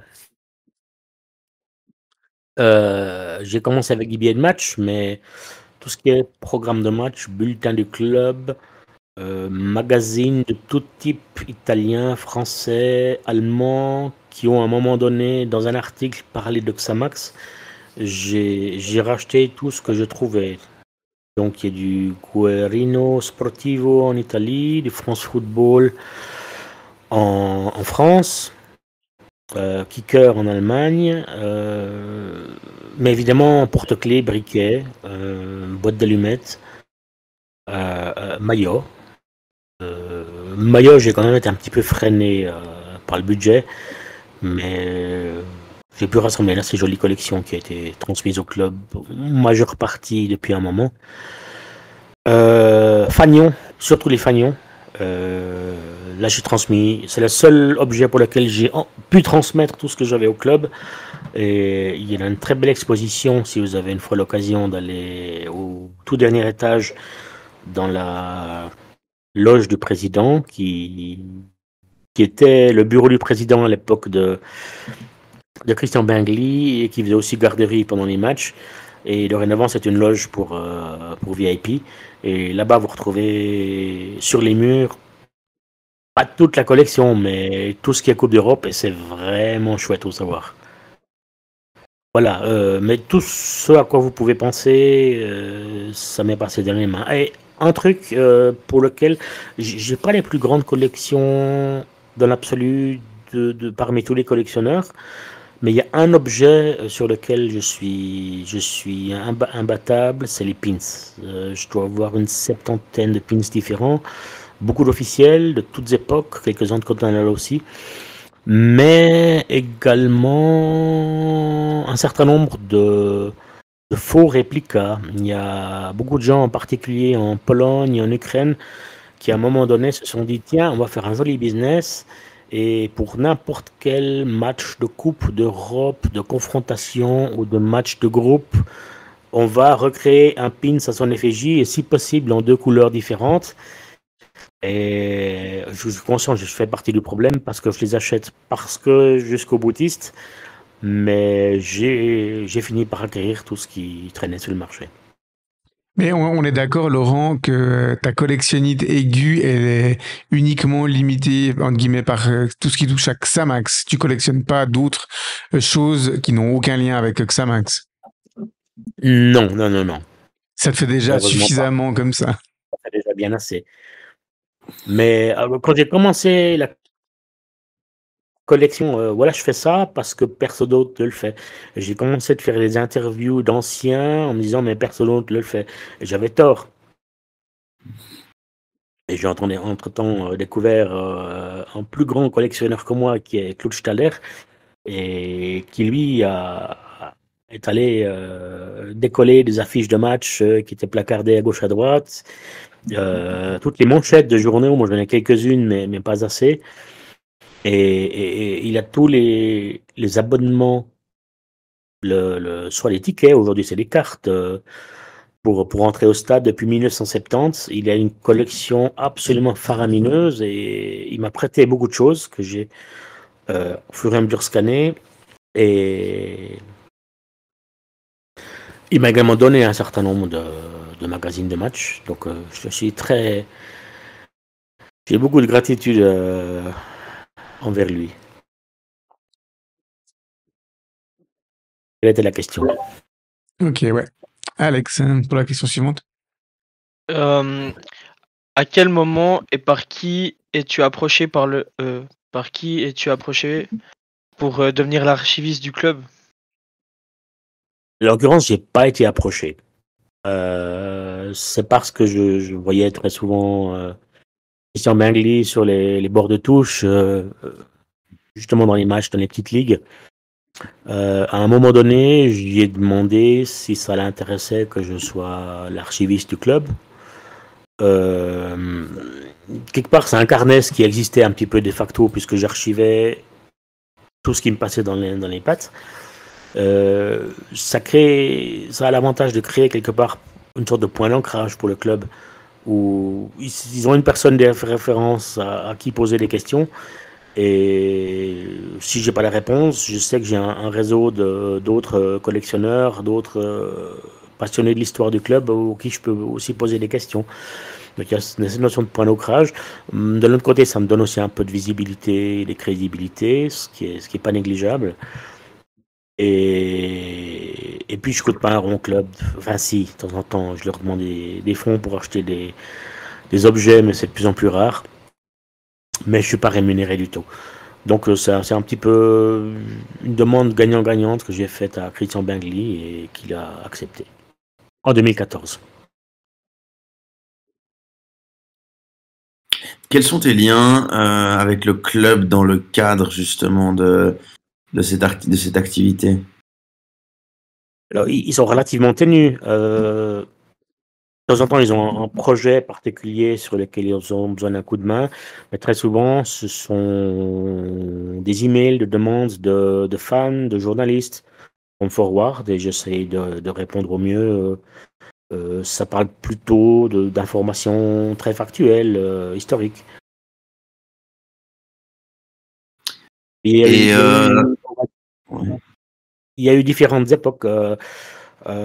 Lorsque je n'étais pas encore officiellement archiviste, j'ai eu des rapports assez étroits à l'époque où Alexandre Ray gérait la société Pro Emacs, qui s'occupait du merchandising pour Xamax. Et là, on a collaboré sur pas mal de projets. je vois. Parle-nous de ton projet du coup de livre en collaboration avec Nicolas Bandelier. Alors, ça a commencé. L'idée d'un livre m'a commencé déjà dans les années 2000. J'ai fait quelques ébauches pour m'amuser. Et avec Alexandre Ray, justement, on allait voir un éditeur en 2010 avec l'idée de sortir un livre pour 2011 qui serait en 2012, pardon, qui serait là pour célébrer le centenaire du club en 2012. Et c'était un projet d'une part beaucoup trop ambitieux, trop jusqu'au boutiste. C'était une vraie bible que je voulais sortir. La faillite a rendu le contrat qu'on avait prévu caduc. Donc moi j'ai continué de mon côté gentiment mais sans stress, et depuis lors quand on me demande des news, parfois avec un ton un petit peu d'ironie, je dis toujours c'est pour dans 10 ans. Depuis 2 ans maintenant, on réfléchit et on travaille un peu avec Nicolas Bandelier sur un projet qui est passablement différent, moins ambitieux que ce que j'avais prévu à la base, donc plus réaliste. C'est plus un projet, on va dire, en verticalité, qui reprend vraiment l'histoire du club depuis ses toutes origines. Nous, on aime bien la situer en 1895, mais date de 2012, de 1906, 1912, 1916, suivant le point de vue qu'on veut y donner, ça serait tout à fait adéquate pour parler de l'origine du club. Et on a surtout retenu des événements, des dates, plutôt que des personnes. On se dit qu'il y aura encore d'autres médias sur un jour ou l'autre. On pourra parler plus en profondeur, plus étoffé sur tous les personnages qui ont croisé l'histoire du club, parce qu'il y en a une pétée. C'est énorme. Et on est très complémentaires avec Nicolas Bandelier. Donc, comme pour les auditeurs qui ne le connaîtraient pas, il est journaliste sportif à RTN et il s'occupe des matchs de Neuchâtel Xamax depuis 1994, je crois. Ouais, c'est Donc, ça, il me l'a dit encore l'autre jour. Ouais, il fête gentiment ses 30 ans hein, de commentaires de match sur RTN, ouais. Donc c'est un vrai fan. Un vrai de vrai qui fait journaliste à côté de son travail. Lui-même a joué à Serrières, mais il est fan de Neuchâtel Xamax depuis aussi jeune qu'il s'en souvient. Encore pour compléter, nous ce qui nous intéresse c'est donc pas uniquement Neuchâtel Xamax, l'FC Xamax qui était avant, mais on essaye d'inclure pour cette partie factuelle d'événements également tous les clubs qui font partie de cette sorte d'arbre généalogique où on va retrouver l'UFC cantonal bien entendu, mais il y a avant ça un FC Neuchâtel, il y a l'UFC Serrières, et ainsi que d'autres clubs beaucoup plus obscurs avec lesquels Xamax s'est fusionné puis défusionné, c'est assez intéressant. Mais ça reste des petits détails, mais on essaye d'être extrêmement scrupuleux et surtout de sourcer au maximum nos informations, puisque c'est peut-être le seul reproche qu'on peut faire aux au livre précédent, c'est que c'est rarement sourcé pour le détail. Nicolas et moi, on est assez complémentaires dans le sens où lui, il est plus spécialisé dans ce qui est très très ancien, donc on va parler des années 1890 à 1950. Moi, je m'y connais mieux, surtout avec tous les interviews d'anciens que j'ai fait des années 60 à 60-70, et puis ensuite les années 90, 2000 et suivantes, on les a vécues ensemble.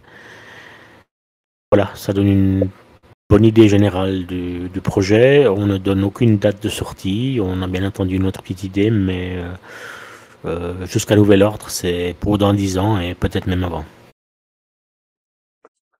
On se réjouit déjà d'en parler peut-être à l'antenne de Xamcast dans le futur pour présenter ce futur livre.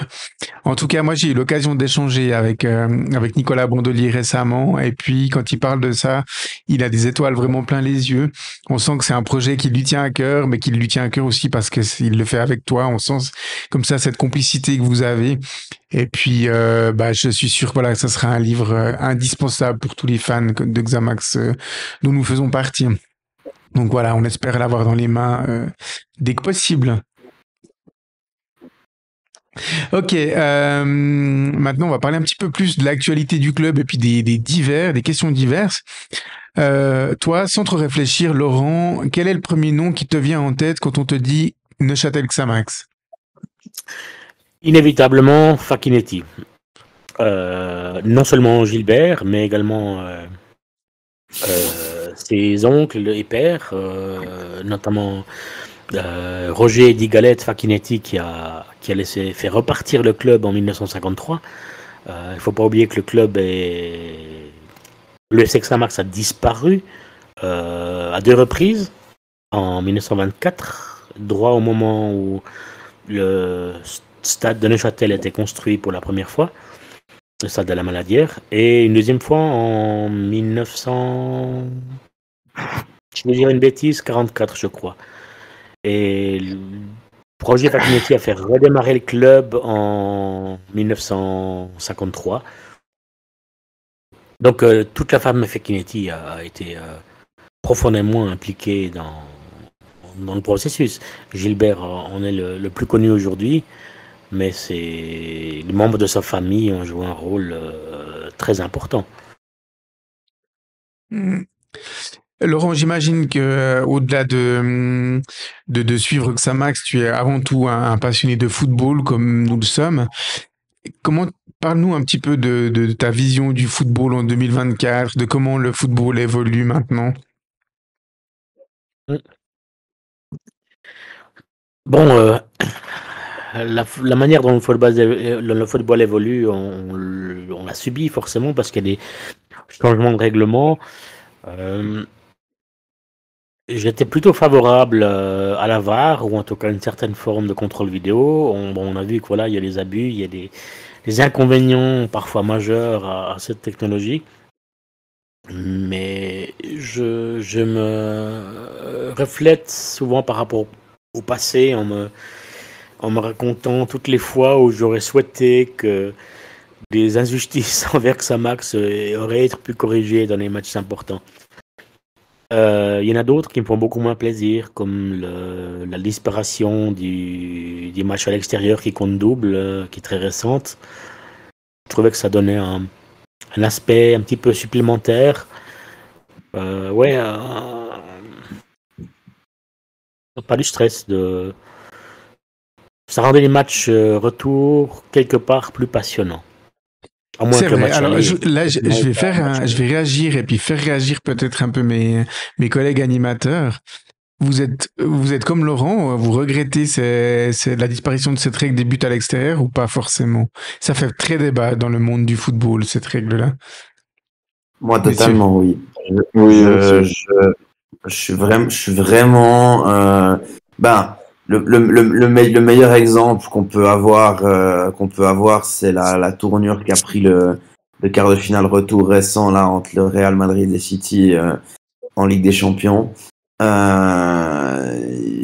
Franchement, puis justement cette règle des buts à l'extérieur donnait des matchs retour dont je me souviendrai personnellement toute ma vie, hein, pour certains très précis.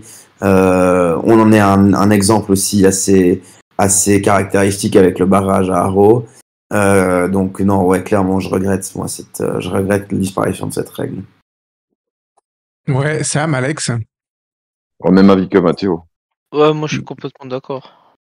Bon, bah, je vais peut-être faire moi l'avocat du diable. On n'est pas souvent en désaccord ici à l'antenne de Xamcast. On commence vraiment à se connaître, les animateurs, et puis on a assez souvent les mêmes avis. Moi, je trouve que c'était une bonne chose, la disparition de cette règle. Déjà, pour moi, ça enlève une injustice que une équipe peut être éliminée après 2 matchs nuls. Sans perdre un seul match, on peut être éliminé d'une coupe d'Europe ou d'un championnat comme ça. Donc déjà, ça enlève cette injustice-là. Et puis, je trouve que les équipes, elles calculent moins. Quand on prend l'exemple, on reste sur l'exemple de ce Manchester City-Real Madrid, enfin de cette confrontation. À l'aller, si je me trompe pas, c'est 2-2 à Santiago Bernabéu. Au 3-3. retour, c'est 3-3 même, hein, pardon. C'est même 3-3. Ouais. Au retour, les deux équipes, elles savent que il faut gagner pour passer, sinon c'est les tirs au but. Donc le Real Madrid, alors ils ont joué d'une certaine manière, ok, on va pas revenir forcément là-dessus, mais ils ont acquis un avantage et ils se sont battus pour le garder jusqu'à la fin parce qu'ils savaient qu'ils devaient gagner le match. Enfin, c'était un des scénarios pour gagner cette confrontation, c'était de gagner le match. Donc ça pousse les équipes à plus gagner, alors que des fois, une équipe qui a un Manchester City qui a fait 3-3 à l'extérieur, elle part déjà avec un sacré avantage. Et puis voilà. Et puis du coup de récompenser. Alors est-ce que c'est vraiment plus difficile de marquer un but à l'extérieur qu'à domicile au point de le récompenser doublement? Voilà. Alors la règle, je sais pas comment elle est née, depuis quelle année on pratiquait cette règle-là, mais je la trouvais finalement assez injuste. Et puis, du coup, ben, pour se qualifier, il faut gagner au moins un des 2 matchs. Sinon, ça passe par les tirs au but. Et voilà. Donc, je trouve que ça fait quoi? Ça fait la 3e saison maintenant ou deux? Non, c'est seulement la 2e saison qu'ils ont aboli la règle. Enfin, Je bref. crois que ça fait 3 saisons, ouais. 3 saisons au haut Ouais. niveau, en tout cas. Eh ben, on a des matchs un peu plus ouverts. Et on voit la différence entre les matchs de poule où des fois ça calcule un peu plus, et puis les matchs à élimination directe en match aller-retour. Donc, je suis pas si nostalgique que ça, mais on est d'accord que ça aurait pu changer l'issue de certaines qualifications. Hein. Avec l'ancienne règle, Manchester City se serait qualifié sans passer par les prolongations, sans gagner un des 2 matchs, mais ils auraient passé rien que par le fait qu'ils avaient marqué 3 buts du côté de Bernabéu. Il y a un autre exemple cette saison aussi d'une équipe qui se serait qualifiée avec la règle du but à l'extérieur. D'ailleurs, mes potes n'ont pas manqué de me le faire remarquer. C'est l'Inter contre l'Atlético et j'avais envie de leur répondre merci les gars, ça me fait une belle jambe. Non mais c'est vrai, à un moment donné, Oui, parce qu'ils mais ont c'est la règle qui avait encore livré, les gens, machin. Non mais ça me fait une belle jambe en fait. C'est comme ça et ma foi c'est vrai qu'on peut être pour, on peut être contre. Après, c'est pas quelque chose en général, quand on prend ce genre de décision-là, c'est pas pour tester 2 saisons et puis revenir en arrière. Donc voilà quoi. Bref. Voilà, je voulais un petit peu rebondir. D'autres choses par rapport à ta vision du foot, Laurent?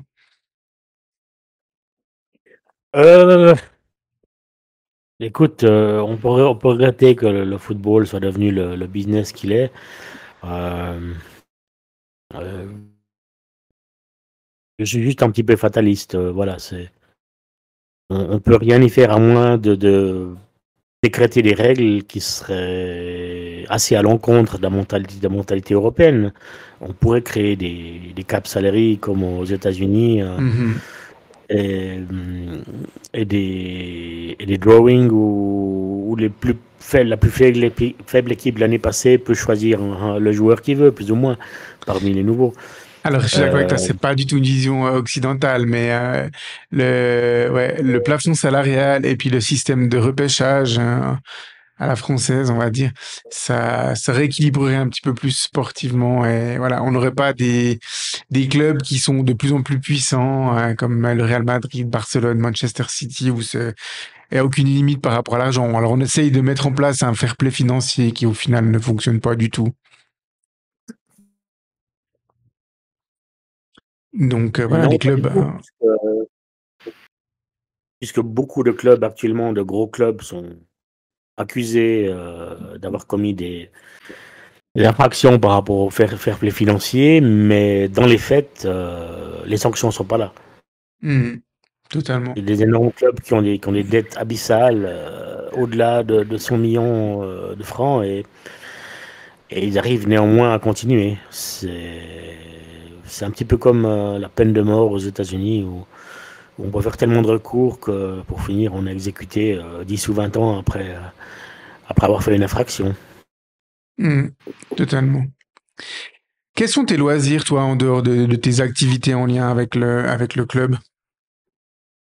Je suis quelqu'un qui adore apprendre des choses. Je regarde beaucoup de vidéos plus ou moins instructives sur YouTube.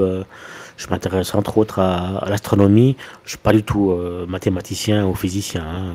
J'aurais adoré être astrophysicien, mais je suis nul en maths, donc ça va pas le faire. Je m'intéresse au Japon, à la nourriture, et les trop rares fois où j'ai l'occasion de passer des repas très bien arrosés avec des amis sont peut-être mes moments préférés. Ok. Alors et maintenant, les petites questions traditionnelles de fin d'épisode que vous commencez à connaître. Est-ce que tu peux nous donner le ou les numéros, ce sera peut-être difficile de faire un choix, des personnes les plus célèbres dans ton répertoire téléphonique? Les plus célèbres, il y avait quelqu'un, vous l'a déjà mentionné, j'ai toujours gardé celui de Gilbert Facchinetti. Oui. Sinon, c'est très certainement Pascal Zuberbuehler. Sans Quel vouloir faire numéro offense à Alexandre Ray, qui est aussi très connu, mais Zubi est un peu plus connu quand même. Un petit peu plus, effectivement. Alors on en a un de nos animateurs qui l'a aussi, on va pas dire lequel. Ok, maintenant, est-ce que tu peux citer 3 personnes que tu aimerais entendre à l'antenne d'Examcast? 3, c'est peu, mais je vais essayer. Tu peux nous en dire un petit peu, tu peux pas nous en dire 50, mais s'il y en a 4-5, on prend aussi. Comme vous savez peut-être, moi je m'intéresse beaucoup aux anciens. Je vais faire une petite digression et revenir un petit peu en arrière. Dans les tâches que je fais en tant que, entre guillemets, archiviste, je m'occupe pas seulement d'archiver du papier. Le boulot le plus important est de scanner et puis de faire des interviews, donc de numériser tout ce qui me passe entre les mains et de faire des interviews d'anciens. Et quand je parle d'anciens, ce sont des gens qui ont entre 60 et 85 ans. Et je le fais parce qu'ils ont des informations, des fois des petits détails, ou des fois des dingueries que plus personne ne connaît. Et lorsque tu as mis en titre, mais tu as piqué cette description flatteuse, comme quoi j'étais la mémoire du club, qui a été, tu l'as piqué à Emanuele Saraceno.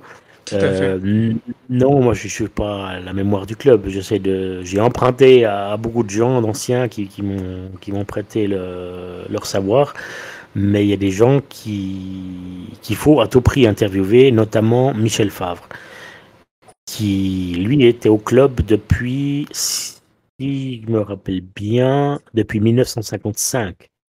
Donc évidemment en tant que junior. Et lui connaît. On peut dire qu'il connaît tout. Il a une mémoire faramineuse. Il connaît toutes les petites histoires. Alors, il est évidemment sur des choses un petit peu discrètes, comme les montants de transfert, ce genre de choses-là. Il va pas s'épancher là-dessus, mais il a des anecdotes en veux-tu en voilà. Et je pense qu'il serait très important que vous l'interviewiez dès que possible. Une autre personne qui a également vécu beaucoup de choses, dont la mémoire est assurément très vivace. Philippe Salvi, qui a été d'abord apprenti au club, puis il est devenu secrétaire et puis directeur général. Il a une personnalité un peu clivante, mais il s'est toujours battu bec et ongle pour le club. Et lui a vécu durant toutes les années 80 et 90 des anecdotes incroyables par rapport à ce qui se passait en interne, notamment dans les grands matchs, non seulement la Coupe d'Europe, mais aussi d'autres matchs en finale de coupe. Et ça serait très très intéressant de pouvoir le faire accoucher d'une partie de son savoir.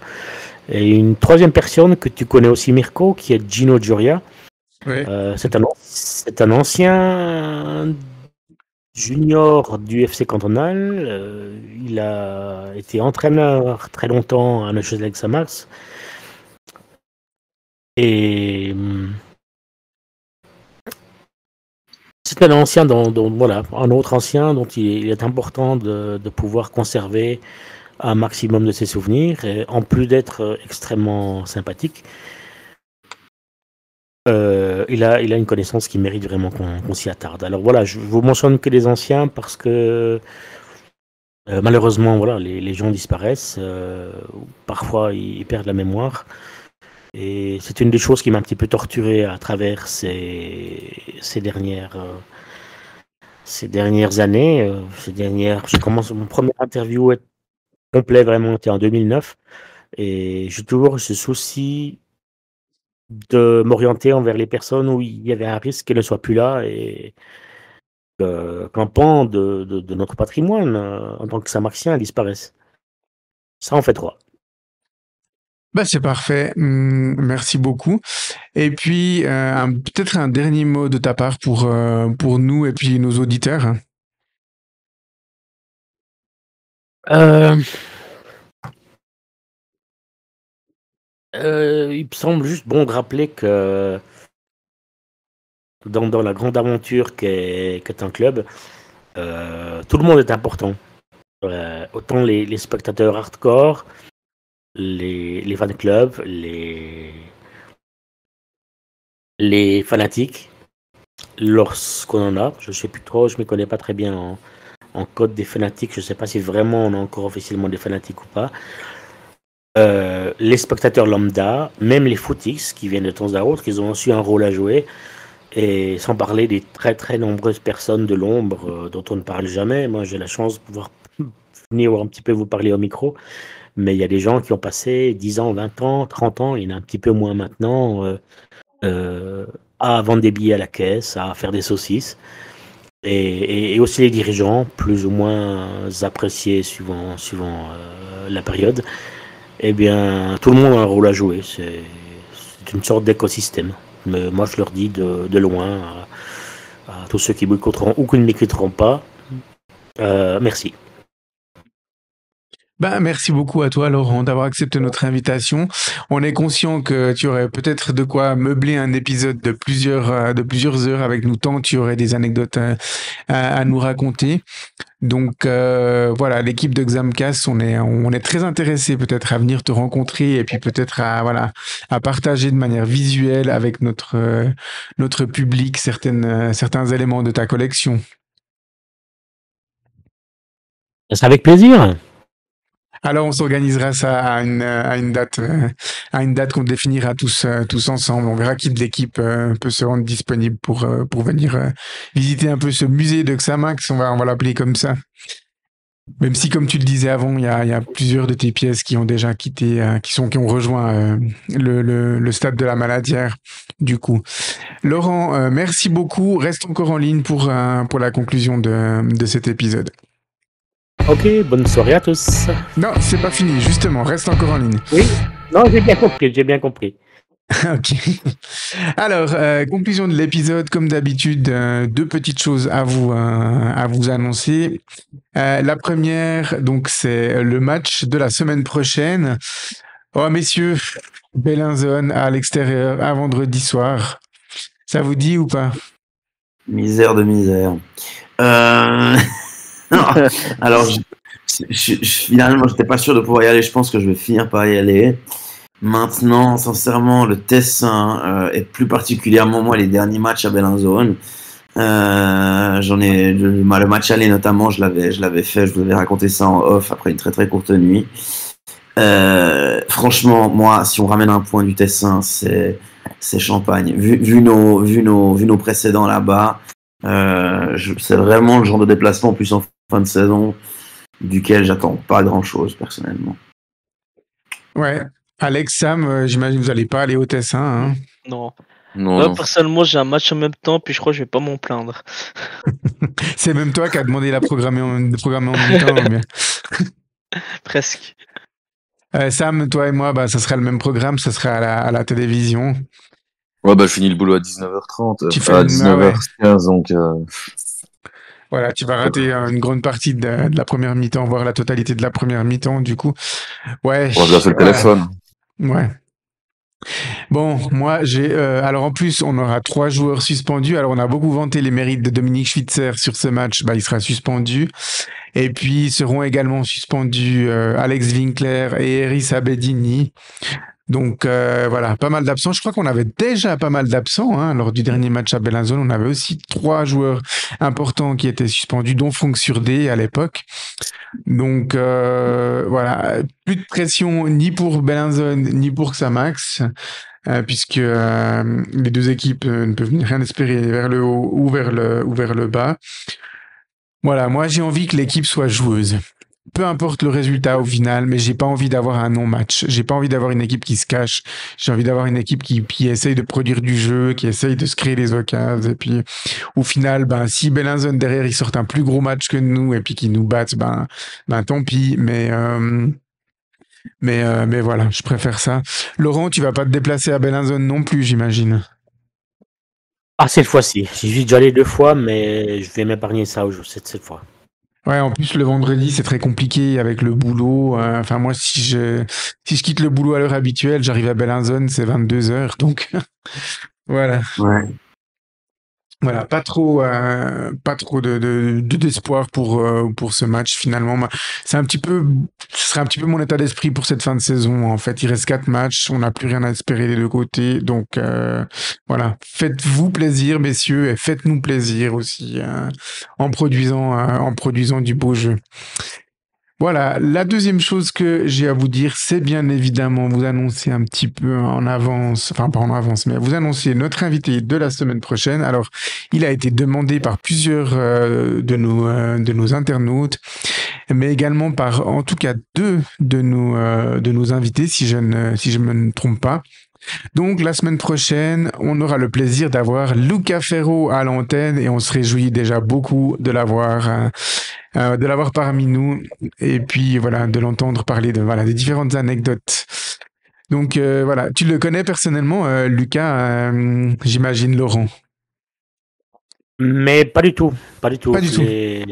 Non, enfin, je l'ai croisé quelquefois dans les couloirs à une époque où j'allais faire des petites interviews en fin de match, que j'ai des trucs avec un ancien.